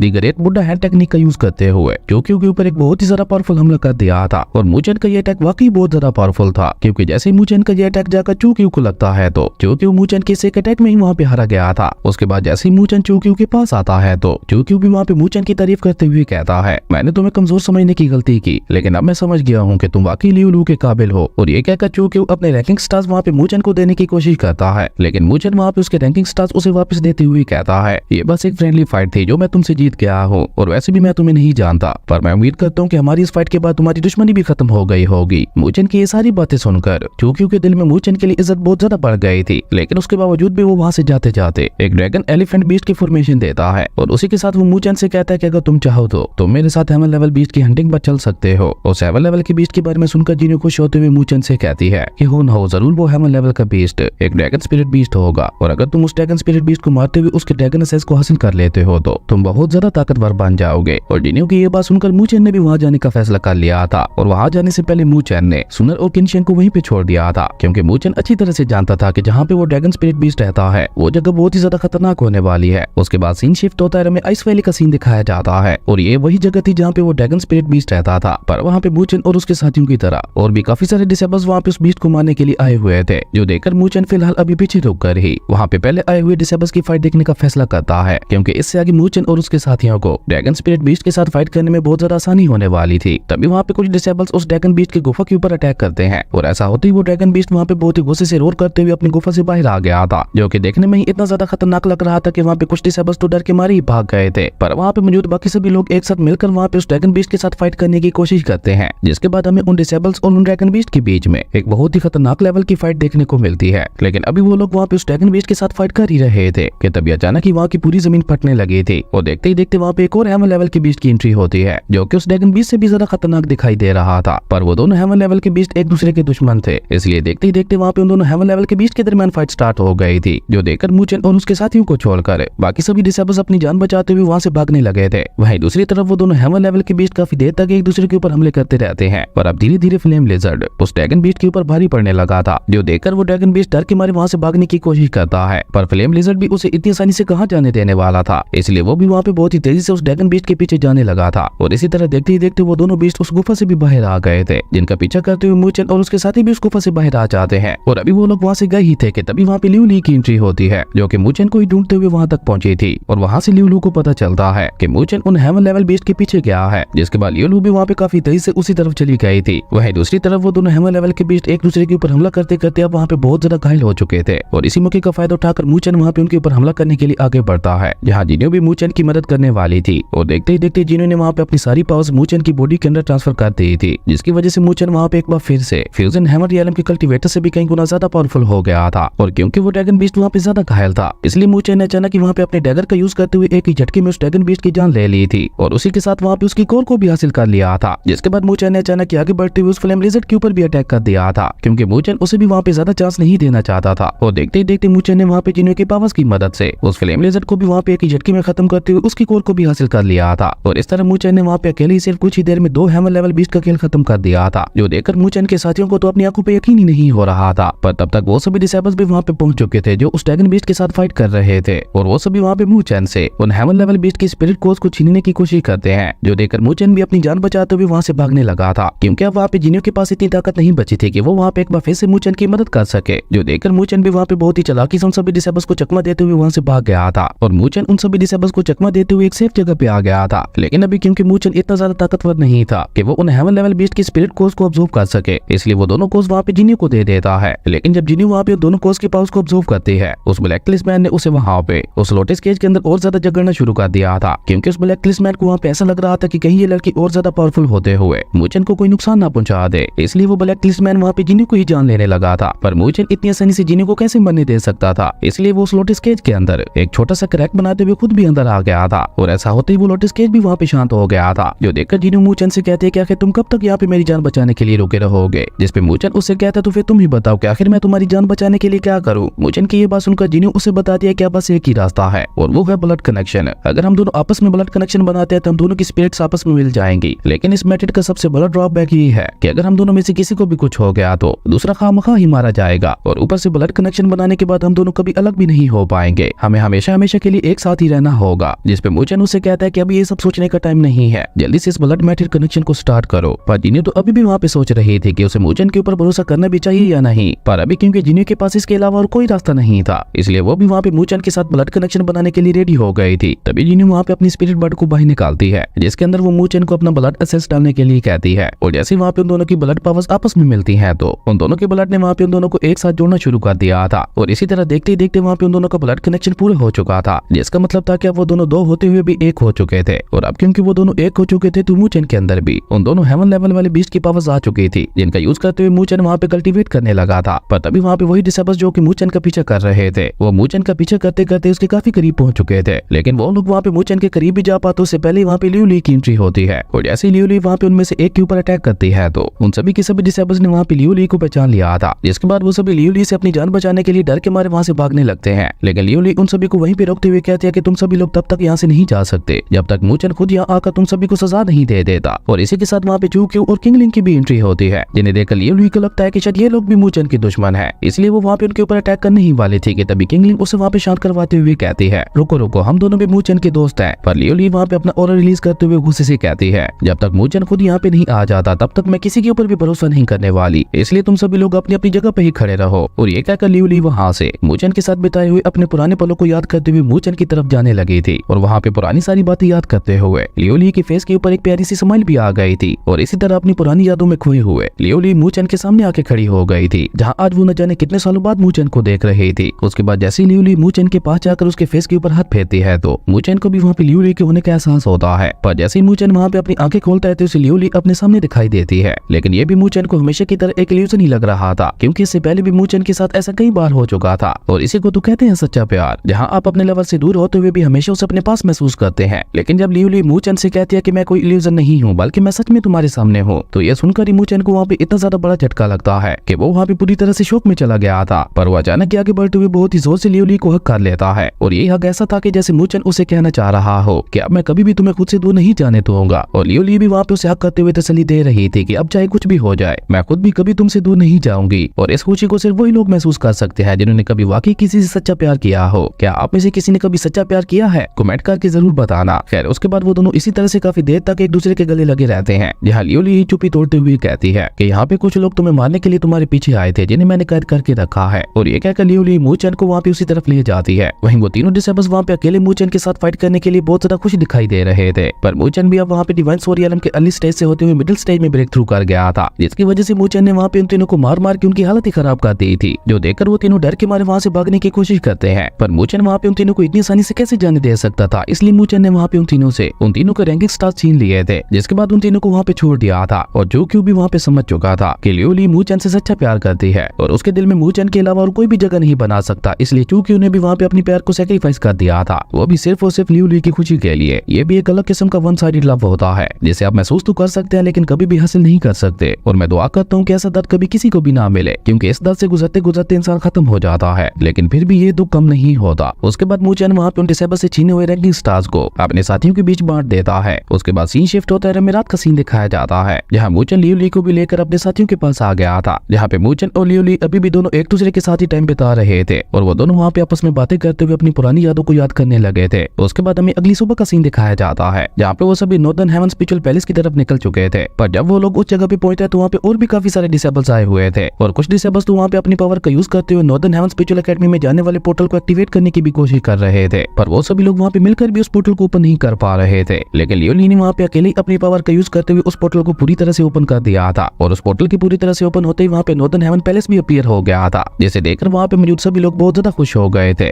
जिसको देखते ही वो सभी डिसेबल जो कि लेवल 4 से ऊपर थे वो काफी तेजी से उस स्पिरिचुअल पैलेस की तरफ बढ़ने लगते हैं, जहाँ पे रेन नाम की एक सीनियर डिसेबल उन सभी का वेलकम करती है। और उसी के साथ साथ वो वहाँ पे हर एक डिसेबल को उनकी रैंक के मुताबिक उनके स्पिरिट कार्ड्स भी देती है, जिसमें उन सभी डिसेबल्स के स्पिरिट नंबर्स थे जो कि स्पिरिचुअल हेवन एकेडमी में कल्टीवेशन रिसोर्सेज के लिए काम आने वाले थे। और सबसे ज्यादा नंबर्स वहाँ पे लियू ली को मिले थे, क्योंकि उसका रैंक सबसे हाई था। और दूसरा नंबर मूचन का था, जहाँ लियू ली को 5000 पॉइंट्स मिले थे तो वहीं मूचन को 1100 पॉइंट्स मिले थे। और उसी के साथ रेन वहाँ पे आने वाले सभी नई डिसेबल्स को बताती है आप में से वो लोग जिनका रैंक 7 लेवल से ऊपर है, अगर वो यहाँ पे किसी भी पुराने डिसेबल को हरा देते हैं उन्हें 5000 और स्पिरिट नंबर्स दिए जाएंगे। रेन की ये बात सुनकर सबसे पहले मूचन ही आगे आता है इस चैलेंज को पूरा करने के लिए, और मूचन के पीछे पीछे वहाँ पे लियू ली भी इस चैलेंज को देने के लिए तैयार हो गई थी, जो देखकर मूचन के बाकी साथी भी इस चैलेंज को पूरा करने के लिए आगे आ गए थे। और बेचारे मूचन की किस्मत यहाँ पे खराब थी, क्योंकि उसकी फाइट रेन के साथ होनी थी जो कि हेवन फ्यूजन रियलम की कल्टीवेटर थी। खैर उसके बाद सीन चेंज होता है, मूचन के साथ साथ उसके बाकी सभी साथियों को भी अलग अलग बैटल अरीना में फाइट्स के लिए भेज दिया जाता है, जिसके बाद वहाँ पे मूचन और रेन के दरमियान फाइट स्टार्ट हो गई थी। और क्योंकि मूचन जानता था कि रेन बहुत ही ज्यादा ताकतवर है, इसलिए मूचन वहाँ पे अपने सबसे पावरफुल हमलों से उसके ऊपर अटैक करने लगता है, लेकिन उसके बावजूद भी रेन वहाँ पे उसके सभी हमलों को बहुत ही आसानी से रोकते हुए डिस्ट्रॉय किए जा रही थी। वहीं इस बीच लियू ली ने अपने ओपोनेंट को बहुत ही आसानी से हराते हुए इस चैलेंज को जीत लिया था, पर मूचन के बाकी साथी इस चैलेंज को नहीं जीत पाए थे और अब बस मूचन ही बाकी रह गया था, जहाँ सभी की नजरें मूचन और रेन की फाइट्स के ऊपर ही टिकी हुई थी। पर इस फाइट में रेन मूचन के ऊपर बहुत ज्यादा भारी पड़ रही थी और अब मूचन के पास वहाँ पे जीने की पावर्स यूज करने के अलावा और कोई रास्ता नहीं था। और आखिरकार मूचन ने वहाँ पे बहुत ज्यादा मेहनत के बाद यूनिक की पावर्स की मदद से रैन के ऊपर एक बहुत ही ज्यादा पावरफुल हमला करते हुए उसे वहाँ पे हरा दिया था। जो देखकर तो वहाँ पे रैन के साथ साथ किसी को भी अपनी आंखों पे यकीन नहीं हो रहा था कि आखिर एक डिवाइन सोल रियलम का कल्टीवेटर हैमर रियलम के कल्टीवेटर को कैसे हरा सकता है। पर लियो ली को तो यहाँ पे पहले से ही मूचन के ऊपर पूरा यकीन था कि वो किसी भी हालत में ये फाइट जीत कर दिखाएगा, इसलिए मिस लियो ली वहाँ पे मूचन के लिए बहुत ही ज्यादा खुश दिखाई दे रही थी। वहीं रैन मूचन से हारने के बावजूद वहाँ पे मूचन की तारीफ करते हुए कहती है तुम्हारा फ्यूचर आगे बहुत ज्यादा ब्राइट होने वाला है। और ये कहकर उसने वहाँ पे मूचन को उसके स्पिरिट नंबर्स भी दे दिए थे, जिसके बाद अब मूचन के पास टोटल स्पिरिट नंबर्स 6100 हो गए थे। उसके बाद रैन वहाँ पे उन सभी डिसेबल्स को लेकर नॉर्दर्न हेवन स्पिरिचुअल एकेडमी की तरफ निकल गई थी। और जैसे ही वो सभी लोग वहाँ पे नॉर्दर्न हेवन स्पिरिचुअल एकेडमी में पहुंचते हैं तो वो सभी के सभी वहाँ पे नॉर्दर्न हेवन स्पिरिचुअल एकेडमी की खूबसूरती में ही खो गए थे। वहीं रैन उन सभी डिसेबल्स को वहाँ पे नॉर्दर्न हेवन स्पिरिचुअल एकेडमी के बारे में जरूरी इन्फॉर्मेशन देते हुए वहाँ से आगे ले जाने लगी थी। पर अभी वो लोग वहाँ से आगे बढ़ ही रहे थे कि तभी वहाँ पे कुछ सीनियर डिसेबल्स की एंट्री होती है, जिनमें यन होंग नाम का भी एक डिसेबल था, जो कि कभी स्पिरिचुअल लैंड में मूचन का एक बहुत बड़ा दुश्मन हुआ करता था। उसकी नजर जैसे ही वहाँ पे मूचन के ऊपर पड़ती है तो वो वहाँ पे मूचन के साथ फाइट करने की कोशिश करता है, जिसके लिए मूचन भी वहाँ पे रेडी हो गया था। लेकिन रैन उन दोनों को वहाँ पे रोकते हुए कहती है अगर तुम दोनों आपस में फाइट करना ही चाहते हो तो कुछ दिनों बाद अकेडमी में एक कॉम्पिटिशन होने वाला है, जिसके अंदर तुम दोनों एक दूसरे को चैलेंज करते हुए फाइट कर सकते हो। रैन की ये बात सुनकर यन होंग वहाँ से जाते हुए मूचन से कहता है जितना उड़ना है उड़ लो, लेकिन उस कॉम्पिटिशन में मैं तुम्हारा बहुत बुरा हाल करने वाला हूँ। जिसके बाद रैन वहाँ पे उन सभी डिसेबल्स को उनके रैंक लेवल के मुताबिक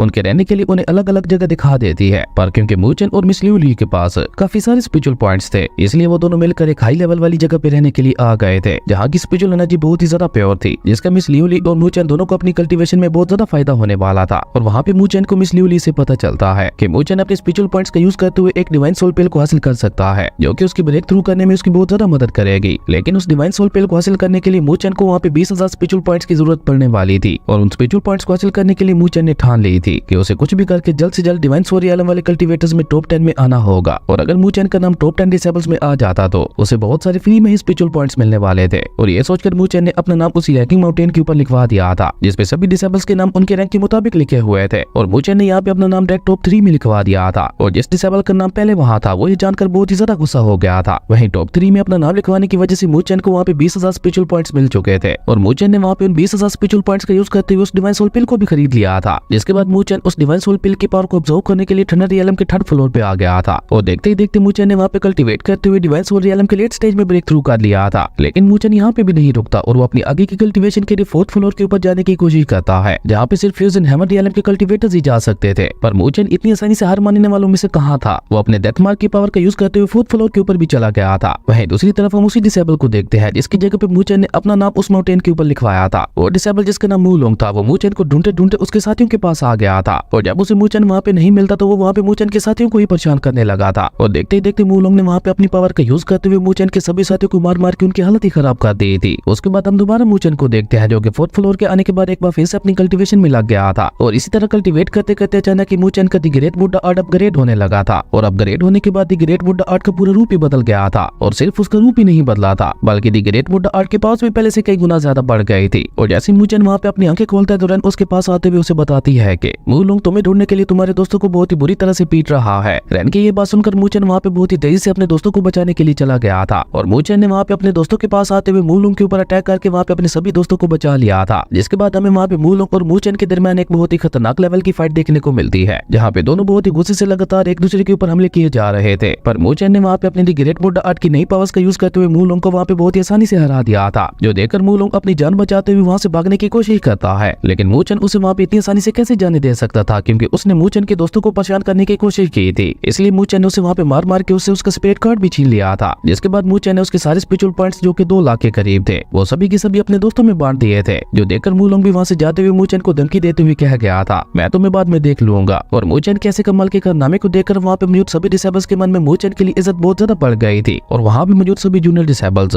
मूचन को अपने एक जूनियर्स का ग्रुप बनाने के लिए कहने लगे थे, क्योंकि सीनियर्स हमेशा आकर उन्हें परेशान करते रहते थे। जिसके लिए मूचन भी मान गया था और ग्रुप बनाने की सारी जिम्मेदारी किनशेंग और चूक्यू के ऊपर छोड़ दी थी। और मूचन ने वहाँ पे इस ग्रुप का नाम मिस लियो ली के नाम पे ही रखा था, जो कि था लुओ ग्रुप। खैर उसके बाद किनशेंग और चूक्यू दोनों ग्रुप बनाने की तैयारियों में लग गए थे। और तभी वहाँ पे ली ज़ुआन नाम के एक डिसेबल की एंट्री होती है, जो कि लुओ ली का एक पुराना दोस्त था, जो लुओ ली और मूचन को एक साथ देखकर लुओ ली से कहता है तो तुमने इस कमजोर से पसंद के लिए आज तक इतनी ज्यादा कुर्बानियां दी हैं, ये लड़का तो इस काबिल भी नहीं है कि ये आगे चलकर तुम्हारी रक्षा कर सके। और ली ज़ियान वहाँ पे से आगे कुछ कह पाते उससे पहले ही अचानक ही लुओ ली अपनी स्वॉर्ड को उसके गले पे रखती हुई कहती है अगर तुमने इससे आगे कोई भी बकवास करने की कोशिश भी की तो मैं तुम्हें यही के यही खत्म कर दूंगी। तभी मूचन आगे आकर लू ली को शांत करके ली जुआन से कहता है, मैं ये तो नहीं जानता कि लू ली ने मेरे लिए कौन कौन सी कुर्बानियां दी हैं, लेकिन अगर बात लू ली की रक्षा करने की है तो उसकी रक्षा करने के लिए मैं अपनी जान तक दे सकता हूँ। और भले ही अभी मैं तुम्हारे जैसे लोगों के साथ फाइट करने के काबिल नहीं हुआ, लेकिन मैं तुमसे प्रॉमिस करता हूँ कि बहुत जल्द मैं तुम्हारे साथ फाइट करते हुए तुम्हें हरा दूंगा। जिस पे ली जुआन एक तंजील स्माइल करते हुए उससे कहता है कि मुझे हराने की तो छोड़ो, अगर तुमने आने वाले मार्शल आर्ट कंपटीशन में फर्स्ट पोजीशन भी हासिल कर ली तो मैं समझ जाऊंगा कि वाकई तुम लू ली के काबिल हो और मेरे साथ फाइट करना डिजर्व करते हो। ली जुआन की ये बात सुनकर मू चैन भी उसके चैलेंज के लिए मान गया था, जो देखकर ली जुआन चुपचाप वहाँ से चला गया था। जिसके जाने के बाद मू चैन ने भी दिन रात बहुत ज्यादा हार्ड प्रैक्टिस शुरू कर दी थी, क्योंकि मू चैन अच्छी तरह से जानता था कि मार्शल आर्ट कंपटीशन में फर्स्ट रैंक हासिल करना इतना ज्यादा भी आसान नहीं होने वाला। उसके बाद हमें उसी कंपटीशन वाले दिन का सीन दिखाया जाता है और तभी वहाँ पे एक बोना एल्डर आकर अनाउंस करते हुए कहता है कि इस बार का कंपटीशन थोड़ा हटके होने वाला है। इस बार के कंपटीशन में तुम सभी को आपस में फाइट नहीं करनी, बल्कि तुम सभी को स्पिरिचुअल माउंटेन्स में जाकर वहाँ पे रखे हुए एक फ्लैग को लेकर वापस आना है, और जो भी उस फ्लैग को लेकर वापस आएगा वही इस कंपटीशन का विजेता होगा। उस बोने एल्डर की ये बात सुनकर सभी डिसेबल्स और भी ज्यादा एक्साइटेड हो गए थे, जो देखकर वो बोना एल्डर सभी डिसेबल्स से कहता है कि तुम लोगों को इतना ज्यादा खुश होने की कोई जरूरत नहीं है, क्योंकि जितना तुम लोग इस कंपटीशन को आसान समझ रहे हो ये उतना ज्यादा भी आसान नहीं होने वाला, क्योंकि स्पिरिचुअल माउंटेन्स में बहुत ही ज्यादा खतरनाक बीस्ट मौजूद है और हेवन लेवल के बीस्ट तो वहाँ पे आम घूम रहे होते हैं। अब ये सुनकर सभी डिसेबल्स थोड़ा डर गए थे, जिसके बाद उस बोने एल्डर ने ऑफिशियली इस कंपटीशन को स्टार्ट करते हुए वहाँ पे एक पोर्टल बना दिया था, जिससे होते हुए सभी डिसेबल्स स्पिरिचुअल माउंटेन्स में जा सकते थे। जो देखकर वो सभी डिसेबल्स भी वहाँ पे और ज्यादा देर ना करते हुए सीधा उस पोर्टल के अंदर चले गए थे। पर जैसे ही वो सभी डिसेबल्स उस पोर्टल से होते हुए स्पिरिचुअल माउंटेन्स में एंटर करते हैं तो अचानक ही वहाँ पे मौजूद बीस्ट ने उन्हें चारों तरफ से घेरते हुए उनके ऊपर हमला करना शुरू कर दिया था। पर मू चैन और लू ली बहुत ही तेजी से उन सभी बीस्ट का खात्मा करते हुए आगे बढ़ रहे थे, और अभी वो दोनों वहाँ पे इसी तरह उन बीस्ट का खात्मा करते हुए आगे बढ़ ही रहे थे कि तभी एक सुनसान जगह पे यन होंग ने उन दोनों का रास्ता रोकते हुए मू चैन के ऊपर हमला कर दिया था, जिससे मू चैन ने वहाँ पे किसी तरह से खुद को बचा लिया था। लेकिन वो दोनों वहाँ पे फाइट कर पाते उससे पहले वहाँ पे एक हेमर लेवल की बीस्ट की एंट्री होती है, जो कि देखने में ही बहुत ज्यादा खतरनाक दिखाई दे रहा था। और अब वहाँ पे मू चैन और लू ली दोनों तरफ से फंस चुके थे, इसलिए मू चैन लू ली से कहता है कि तुम यन होंग को संभालो, तब तक मैं इस बीस्ट को देखता हूँ। और मू चैन यहाँ पे अच्छी तरह से जानता था कि इस बीस्ट को हराना इतना ज्यादा आसान नहीं होने वाला, इसलिए मू चैन ने शुरुआत में उसके ऊपर अपने सबसे पावरफुल हमले करने शुरू कर दिए थे। लेकिन उसके बावजूद भी मू चैन को स्नेक बीस्ट के साथ फाइट करने में बहुत ज्यादा परेशानी हो रही थी। वहीं दूसरी तरफ यन होंग लू ली से कहता है कि मुझे नहीं लगता कि अभी मेरी यहाँ पे रुकने की कोई भी जरूरत है, क्योंकि तुम दोनों के लिए तो ये स्नेक बीस्ट ही काफी है। और ये कहकर यन होंग वहाँ से काफी तेजी से माउंटेन की चोटी की तरफ बढ़ गया था, जहाँ पे वो फ्लैग रखा हुआ था। लेकिन बेचारा यन होंग कहाँ जानता था कि सबसे बड़ा खतरा तो माउंटेन की चोटी पे ही था। खैर यन होंग के जाने के बाद मू चैन और लू ली दोनों ने मिलकर बहुत ही आसानी से उस स्नेक बीस्ट को वहाँ पे खत्म कर दिया था। जिसके बाद वहाँ पे कुछ और भी बीस्ट अपीयर होते हैं, लेकिन मू चैन और लू ली उन्हें इग्नोर करते हुए काफी तेजी से पहाड़ की चोटी पे आ गए थे, जहाँ पे यन होंग ऑलरेडी आया हुआ था। वहीं मू चैन और लू ली के पीछे पीछे वहाँ पे और भी काफी सारे डिसेबल्स आ गए थे, जहाँ वो सब भी बहुत ही तेजी से एक पोर्टल की तरफ बढ़ने लगे थे, क्योंकि उस पोर्टल के अंदर ही वो फ्लैग रखा हुआ था, जिसको जो भी डिसेबल उठा लेता वो ये कंपटीशन जीत जाता। लेकिन अभी वो सभी डिसेबल्स वहाँ से आगे बढ़ ही रहे थे कि तभी नीचे लावा से किसी बहुत बड़े मोस्टर के एक हाथ बाहर निकलता है, जो कि वहाँ पे जिस भी डिसेबल को टच कर रहा था उस डिसेबल की वहीं पे मौत होती जा रही थी। जो देखकर वहाँ पे बचे हुए बाकी सभी डिसेबल्स बहुत ज्यादा डर चुके थे, और मू चैन जो कि दूर से खड़ा होकर उस हाथ को बहुत ही गौर से देख रहा था, उसने वहाँ पे उस हाथ की कमजोरी को ढूंढ लिया था। वो हाथ सिर्फ एक स्पेसिफिक रेंज तक ही अटैक कर सकता था, और इसी बात का फायदा उठाते हुए मू चैन लू ली को लेकर बिल्कुल उस पोर्टल के सामने आ गया था। लेकिन उस लावा वाले मोस्टर ने वहाँ पे एक बार फिर से अपनी पावर का यूज करते हुए उस पोर्टल के चारों तरफ एक प्रोटेक्टिव फील्ड बना दी थी, ताकि कोई भी उस पोर्टल के अंदर ना जा सके। लेकिन मू चैन तो मू चैन था, उसने वहाँ पे बहुत ही आसानी से शील्ड की कमजोरी को भी ढूंढ निकाला था। जिसके बाद वो लू ली को लेता हुआ सीधा उस पोर्टल के अंदर चला गया था, जो देखकर तो वहाँ पे किसी भी डिसेबल को अपनी आंखों पे यकीन ही नहीं हो रहा था कि आखिर ये मू चैन इतनी आसानी से शील्ड के अंदर कैसे चला गया। लेकिन देखते ही देखते वहाँ पे कुछ और डिसेबल्स भी अपनी अपनी पावर का यूज करते हुए उस शील्ड से होते हुए उस पोर्टल के अंदर आ जाते हैं। जिसके बाद वो सभी डिसेबल्स वहाँ पे उस फ्लैग के लिए आपस में ही लड़ने लगे थे। और यहाँ पे सबसे पहली फाइट हमें मू चैन और यन होंग के दरमियान देखने को मिलती है, जहाँ वो दोनों एक दूसरे को हराने के लिए अपना अपना पूरा दम लगा रहे थे। और इसी तरह वहाँ पे उनके दरमियान काफी देर तक फाइट चलती रहती है। पर आखिर में मू चैन ने बहुत ज्यादा मेहनत के बाद अपने दी ग्रेट बुड्ढा आर्ट की पावर का यूज करते हुए यन होंग को वहाँ पे बहुत ही बुरी तरह से हरा दिया था। जो देखकर तो वहाँ पे यन होंग के साथ साथ बाकी किसी भी डिसेबल को अपनी आंखों पे यकीन ही नहीं हो रहा था कि आखिर मू चैन ने डिवाइन सोल रियलम में होते हुए भी एक हैमर लेवल के मिडिल स्टेज के कल्टीवेटर को कैसे हरा दिया। वहीं मू चैन की ऐसी कमाल की पावर्स को देखकर वहाँ पे मौजूद बाकी सभी डिसेबल्स खुद ही पीछे हट गए थे। जो देखकर मू चैन ने लियू लू को वो फ्लैग लाने के लिए बोल दिया था, जो कि एक तरह का ऑर्ब था। उसे लेते ही लियू लू ने इस कंपटीशन में फर्स्ट रैंक हासिल कर ली थी। लेकिन असल विजेता तो सभी लोग मू चैन को ही समझ रहे थे, पर मू चैन ने अपने प्यार के लिए अपने फर्स्ट रैंक को सैक्रिफाइस कर दिया था। उसके बाद सीन शिफ्ट होता है, हमें अगले दिन का सीन दिखाया जाता है, जहाँ की क्योंकि मू चैन और लियू लू दोनों उस कंपटीशन में फर्स्ट और सेकंड रैंक पे आए थे, इसलिए उन दोनों को डिवाइन आर्ट पवेलियन हाउस से अपने अपने लिए एक डिवाइन टेक्निक चुनने का मौका दिया गया था। और सिर्फ उन्हें नहीं बल्कि यन होंग और उसके दोनों साथियों को भी दिया गया था, क्योंकि ये सभी टॉप 5 में आए थे। खैर उसके बाद वो बोना एल्डर उन पांचों को लेकर डिवाइन आर्ट हॉल के अंदर ले आता है, जहाँ वो बोना एल्डर उन सभी को बताता है कि एक डिवाइन टेक्निक को लेना बहुत ही ज्यादा मुश्किल होता है, क्योंकि एक डिवाइन टेक्निक को लेने के लिए आपको उस डिवाइन टेक्निक के गार्डियन के साथ फाइट करनी होती है, और जब तक आप उसके गार्डियन को फाइट में हरा न दे तब तक आप उस टेक्निक को हासिल नहीं कर सकते। उस बोने उन्हें एल्डर की ये बात सुनकर सभी डिसेबल्स वहाँ पे एक्साइटेड होने के साथ साथ थोड़े नर्वस भी दिखाई दे रहे थे, लेकिन वो सभी वहाँ पे खुद को अंदर से मजबूत बनाते हुए उन डिवाइन टेक्निक्स को हासिल करने के लिए पोर्टल के अंदर चले जाते हैं। उसके बाद हम मूचेन को देखते हैं जो एक डिवाइन टेक्निक को ढूंढने के लिए वहाँ पे बहुत ज्यादा मेहनत कर रहा था, पर बार बार वहाँ पे उसके हाथ में लो लेवल की टेक्निक सी लग रही थी। लेकिन तभी अचानक ही वहाँ पे मूचेन के ब्लैक लिस्टमैन की पावर एक्टिवेट हो जाती है, जिसके बाद वो जबरदस्ती मूचेन को उस पोर्टल की गहराई में ले जाने लगा था। और वहाँ पहुंचकर वो ब्लैक लिस्टमैन अपनी पावर का यूज करते हुए मूचेन को इशारे से वहाँ पे रखी हुई एक डिवाइन टेक्निक को लेने के लिए कहता है, जो कि एक टॉप लेवल की डिवाइन टेक्निक थी जिसके अंदर 4 गॉड्स की पावर थी, जो देखकर मूचेन भी वहाँ पे बहुत ज्यादा खुश हो गया था। और वो उस डिवाइन टेक्निक को लेने के लिए सीधा उस डिवाइन टेक्निक के अंदर चला जाता है, जहाँ उसका सामना उस डिवाइन टेक्निक के गार्डियन के साथ होने वाला था। और उस डिवाइन टेक्निक का गार्डियन एक पपेट था जो कि देखने से ही बहुत ज्यादा ताकतवर दिखाई दे रहा था। पर अचानक ही उस सोल पपेट ने वहाँ पे अपना ऑरा रिलीज करते हुए मूचेन के ऊपर हमला करना शुरू कर दिया था, जिसे देखकर ही मूचेन समझ गया था कि इस सोल पपेट को हराना उसके बस की बात नहीं है। और मूचेन यहाँ पे अपनी जितनी भी पावर का यूज करते हुए उस सोल पपेट के साथ फाइट करने की कोशिश कर रहा था। वो सोल पपेट उतना ही ज्यादा वहाँ पे ताकतवर होता जा रहा था, और इसी तरह वहाँ पे सोल पपेट के साथ फाइट करते करते मूचेन वहाँ पे काफी ज्यादा थक चुका था। और अब धीरे धीरे मूचेन वहाँ पे सोल पपेट से हारने लगा था, जो देखकर जिनी उससे कहते हैं बेवकूफ कहेंगे, तुम इस सोल पपेट के साथ फाइट करते हुए अपना टाइम क्यों बर्बाद कर रहे हो? इस सोल पपेट को कोई कंट्रोल कर रहा है, इसलिए तुम्हें इसके साथ फाइट करने की बजाय इसके सोर्स ऑफ पावर को ढूंढना चाहिए। अगर तुमने एक बार इसके सोर्स ऑफ पावर को खत्म कर दिया तो ये सोल पपेट भी खुद ब खुद ही खत्म हो जाएगा। जिनियो की ये बात सुनकर मूचेन के दिमाग की भी बत्ती जलती है, जिसके बाद जब वो सोल पपेट को गौर से देखता है तो उसे उस सोल पपेट के ऊपर एक फॉर्मेशन दिखाई देती है, जो कि उस सोल पपेट को कंट्रोल करते हुए उसे पावर दे रही थी। जो देखकर मूचेन ने वहाँ पे और ज्यादा देर न करते हुए जिनियो की पावर का यूज करके बहुत ज्यादा मेहनत के बाद आखिरकार उस सोल पपेट की फॉर्मेशन को डिस्ट्रॉय कर ही दिया था। पर उस सोल पपेट को रोकते रोकते मूचेन की अपनी हालत भी बहुत ज्यादा खराब हो चुकी थी, लेकिन उस डिवाइन टेक्निक को पाने के लिए मूचेन इतना तो कर ही सकता था। उसके बाद आखिरकार मूचेन ने उस सोल पपेट को हराते हुए उस डिवाइन टेक्निक को हासिल कर ही लिया था। और जैसे ही मूचेन वहाँ पे उस डिवाइन टेक्निक को छूता है तो वो डायरेक्ट वहाँ से टेलीपोर्ट होता हुआ उस पोर्टल से बाहर आ गया था। और मूचेन के पीछे पीछे बाकी सभी डिसेबल्स भी एक एक करके उस पोर्टल से बाहर आ गए थे। जहाँ जब उन्हें पता चलता है कि मूचेन के हाथ में एक टॉप लेवल की डिवाइन टेक्निक लगी है तो वो सभी वहाँ पे बहुत ही ज्यादा हैरान हो गए थे, लेकिन साथ ही साथ उन्हें वहाँ पे मूचेन से बहुत ज्यादा जलन भी हो रही थी। लेकिन लोली तो वहाँ पे मूचेन के लिए बहुत ज्यादा खुश दिखाई दे रही थी। उसके बाद जैसे ही मूचेन और लोली डिवाइन आर्ट हॉल से बाहर आते हैं तो मूचेन को वहाँ पे लीजुआन को ऑरा महसूस होता है, इसलिए वो लोली से कहता है कि मुझे यहाँ पे थोड़ा काम है तो तुम घर पे जाके मेरा वेट करो, मैं भी थोड़ी देर तक आ जाता हूँ। और जैसे ही लोली वहाँ से जाती है तो मूचेन लीजुआन को बुलाते हुए कहता है कि अब तुम सामने आ सकते हो। और जैसे ही वहाँ पे उन दोनों का आमना सामना होता है तो वो दोनों ही गुस्से से एक दूसरे को घूर रहे थे, जहाँ लीजुआन अभी भी मूचेन से कह रहा था कि अगर तुम अपनी सलामती चाहते हो तो लोली को छोड़ दो। पर मूचेन तो मूचेन था, उसने ऐसा करने से साफ साफ मना कर दिया था, जिसपे लीजुआन भी उसे चले करते हुए कहता है ओके अगर ऐसी बात है तो तुम्हें 2 महीने बाद मेरे साथ फाइट करके ये साबित करना होगा कि तुम लोली के काबिल हो। लीजुआन के इस चैलेंज को सुनकर मूचेन भी इसके लिए मान गया था, और मूचेन ने भी यहाँ पे ठान ली थी कि उसे जितना जल्दी हो सके खुद को इन 2 महीनों के अंदर अंदर और ज्यादा ताकतवर बनाना होगा, ताकि वो 2 महीनों के बाद लीजुआन के साथ होने वाली फाइट में लीजुआन को बराबरी की टक्कर दे सके। और खुद को पावरफुल बनाने के लिए उसे ज्यादा से ज्यादा कल्टीवेशन रिसोर्सेज की जरूरत थी, और कल्टीवेशन रिसोर्सेज के लिए उसे स्पिरिचुअल नंबर्स की जरूरत थी। इसलिए मूचेन अपनी 3rd वाली रैंक को चेंज करते हुए 1st रैंक के ऊपर अपना नाम लिख देता है, जिसके ऊपर ऑलरेडी लिंगार नाम की एक लड़की का नाम लिखा हुआ था। और अपनी रैंक चेंज करने के बाद मूचेन वहाँ से थंडर रियलम में आ गया था अपनी आगे की कल्टीवेशन के लिए। लेकिन क्योंकि मूचेन को जल्द से जल्द पावरफुल होना था, इसलिए वो थंडर रियलम के डायरेक्ट 6th फ्लोर के ऊपर आ गया था, जहाँ पे सिर्फ एक दिन की फीस ही 4000 स्पिरिचुअल पॉइंट्स थी। लेकिन अपनी रैंक चेंज करने की वजह से मूचेन के पास 5 लाख से भी ज्यादा स्पिरिचुअल पॉइंट्स आ चुके थे, इसलिए वो बिला झिझक यहाँ पे काफी दिनों तक अपनी प्रैक्टिस कर सकता था। खैर उसके बाद मूचेन 6th फ्लोर की गहराइयों में चला गया था, क्योंकि उस जगह का स्पिरिचुअल ऑरा बहुत ही ज्यादा पावरफुल था, जो कि मूचेन को उसकी कल्टीवेशन में बहुत ज्यादा मदद करने वाला था। जहाँ मूचेन जिन्यू के कहने पर एक स्पिरिचुअल लेक की बिल्कुल गहराई में आ गया था, और यहाँ पे मूचेन जिन्यू की फ्लेम का यूज करते हुए अपनी कल्टीवेशन करने वाला था, जो कि मूचेन के लिए एक बहुत ही ज्यादा दर्द देने वाला प्रोसेस होने वाला था। पर इससे मूचेन की कल्टीवेशन बहुत ज्यादा बढ़ जाने वाली थी, इसलिए मूचेन वहाँ पे इस प्रोसेस से गुजरने के लिए रेडी हो गया था। उसके बाद जैसे ही मूचेन वहाँ पे जिन्यू की फ्लेम का यूज करते हुए अपनी कल्टीवेशन स्टार्ट करता है तो उसे अपनी बॉडी में वहाँ पे बहुत ही ज्यादा पेन होने लगा था, जैसे कोई जबरदस्ती उसकी बॉडी से उसकी सोल को बाहर खींच रहा है। पर मूचेन यहाँ पे इतनी आसानी से हार कहाँ मानने वाला था। वो अपनी सारी तकलीफों को बर्दाश्त करते हुए जिन्यू की फ्लेम का यूज करते हुए अपनी कल्टीवेशन को बढ़ाने लगा था। और तभी देखते ही देखते जिन्यू की फ्लेम वहाँ पे मूचेन की बॉडी के साथ मर्ज होने लगी थी। पर इस समय मूचेन को वहाँ पे नाकाबिले बर्दाश्त दर्द हो रहा था, जिसकी वजह से वहाँ पे मूचेन की हालत काफी ज्यादा खराब हो चुकी थी। खैर उसके बाद जिन्यू मूचेन से कहती है कि अब तुमने मेरी फ्लेम को तो हासिल कर लिया है, लेकिन अभी तक तुमने इसे पूरी तरह से रिफाइन नहीं किया, इसलिए जल्दी से मेरी सारी फ्लेम को बाहर निकालते हुए उसे रिफाइन करने की कोशिश करो। जिन्यू की ये बात सुनकर मूचेन दोबारा वहाँ पे उस फ्लेम को रिफाइन करने में लग गया था, और इस प्रोसेस में भी मूचेन को वहाँ पे काफी ज्यादा पेन हो रहा था। लेकिन अपने दी ग्रेट बुड्ढा आर्ट की पावर का यूज करते हुए मूचेन ने आखिरकार उसकी फ्लेम को पूरी तरह से रिफाइन कर ही लिया था, जो देखकर ही मूचेन वहाँ पे काफी ज्यादा खुश हो गया था। उसके बाद हमें उस स्पिरिचुअल लेक के बाहर का सीन दिखाया जाता है, जहाँ वही लड़की जो डिवाइन सोर्ड रैंक के नंबर 1 पे थी, जिसे हटाते हुए मूचेन वहाँ पे खुद नंबर 1 पे आ गया था। वो वहाँ पे मूचेन से अपना बदला लेने के लिए आ चुकी थी, और उस लड़की जिसका नाम लिंगार था उसने मूचेन को स्पिरिचुअल लेक से बाहर निकालने के लिए उस स्पिरिचुअल लेक के ऊपर ही हमले करने शुरू कर दिए थे, जो देखकर मूचेन भी काफी गुस्से से स्पिरिचुअल लेक से बाहर आ जाता है। और मूचेन को बाहर आते हुए देखकर लिंगार ने अचानक आगे बढ़ते हुए मूचेन के ऊपर हमला करना शुरू कर दिया था, जो देखकर मजबूरन मूचेन को भी वहाँ पे उसके साथ फाइट बैक करनी पड़ती है। जिसके बाद हमें वहाँ पे उन दोनों के दरमियान एक काफी अमेजिंग लेवल की फाइट दिखाई जाती है। तभी लिंगार वहाँ पे अपने स्पिरिचुअल हंटर से मूचेन के ऊपर हमला करने की कोशिश करती है, लेकिन इस बीच वो दोनों गलती से एक दूसरे के काफी करीब आ चुके थे, जो देखकर तो बेचारी लिंगार की शर्म के मारे हालत ही खराब हो गई थी। इसलिए वो जल्दी से अपने स्पिरिचुअल हंटर को लेकर वहाँ से भागते हुए कहती है, अगली बार देखना मैं तुम्हें बिल्कुल भी नहीं छोड़ूंगी। और ये कहकर वो काफी गुस्से से वहाँ से चली गई थी। और लिंगार के जाने के बाद मूचेन ने वहाँ पे एक बार फिर से अपनी कल्टीवेशन स्टार्ट कर दी थी, क्योंकि उसे जितना ज्यादा जल्दी हो सके फ्यूजन हेवन लेवल में ब्रेक थ्रू करना था। और देखते ही देखते अचानक ही वहाँ पे मूचेन की बॉडी से बहुत ही ज्यादा पावरफुल ऑरा रिलीज होने लगता है, जिसका मतलब था कि मूचेन फाइनली फ्यूजन हेवन लेवल में ब्रेक थ्रू कर गया है, जो देखकर मूचेन भी बहुत ज्यादा खुश हो गया था, क्योंकि आखिरकार उसके इतने दिनों की मेहनत रंग ले आई थी। खैर उसके बाद मूचेन अपनी बॉडी को रेस्ट देने के लिए थंडर रियलम से वापस आ जाता है, लेकिन जैसे ही मूचेन वहाँ से बाहर आता है तो उसे वहाँ पे कुछ डिसेबल से हेमली लोटस के बारे में पता चलता है। इसलिए मूचेन भी वहाँ पे उस हेमली लोटस को लेने के लिए निकल गया था। और जैसे ही मूचेन वहाँ जाने के लिए टेलीपोर्टेशन फॉर्मेशन के पास पहुंचता है तो वहाँ पे मूचेन को अपने काफी सारे पुराने दुश्मन दिखाई देते हैं, जो कि मूचेन को वहाँ पे काफी गुस्से से घूर रहे थे। और इसी कमाल के सीन के साथ हमारा ये लॉन्ग एपिसोड यहीं पे खत्म हो गया था। ये थी हमारी इस सीरीज के एपिसोड 1 से लेकर एपिसोड 40 तक की एक्सप्लेनेशन। मुझे उम्मीद है आप सभी को ये सीरीज बहुत ज्यादा पसंद आई होगी। अगर आपको इस सीरीज का नेक्स्ट एपिसोड चाहिए तो नीचे कमेंट बॉक्स में नेक्स्ट लेकर कमेंट कर देना। अगर आपको ये वीडियो अच्छी लगी तो लाइक कर दें, और अगर चैनल पे नए आए हो तो सब्सक्राइब करते जाना। तो मिलते हैं एक नई वीडियो में, तब तक के लिए बाय।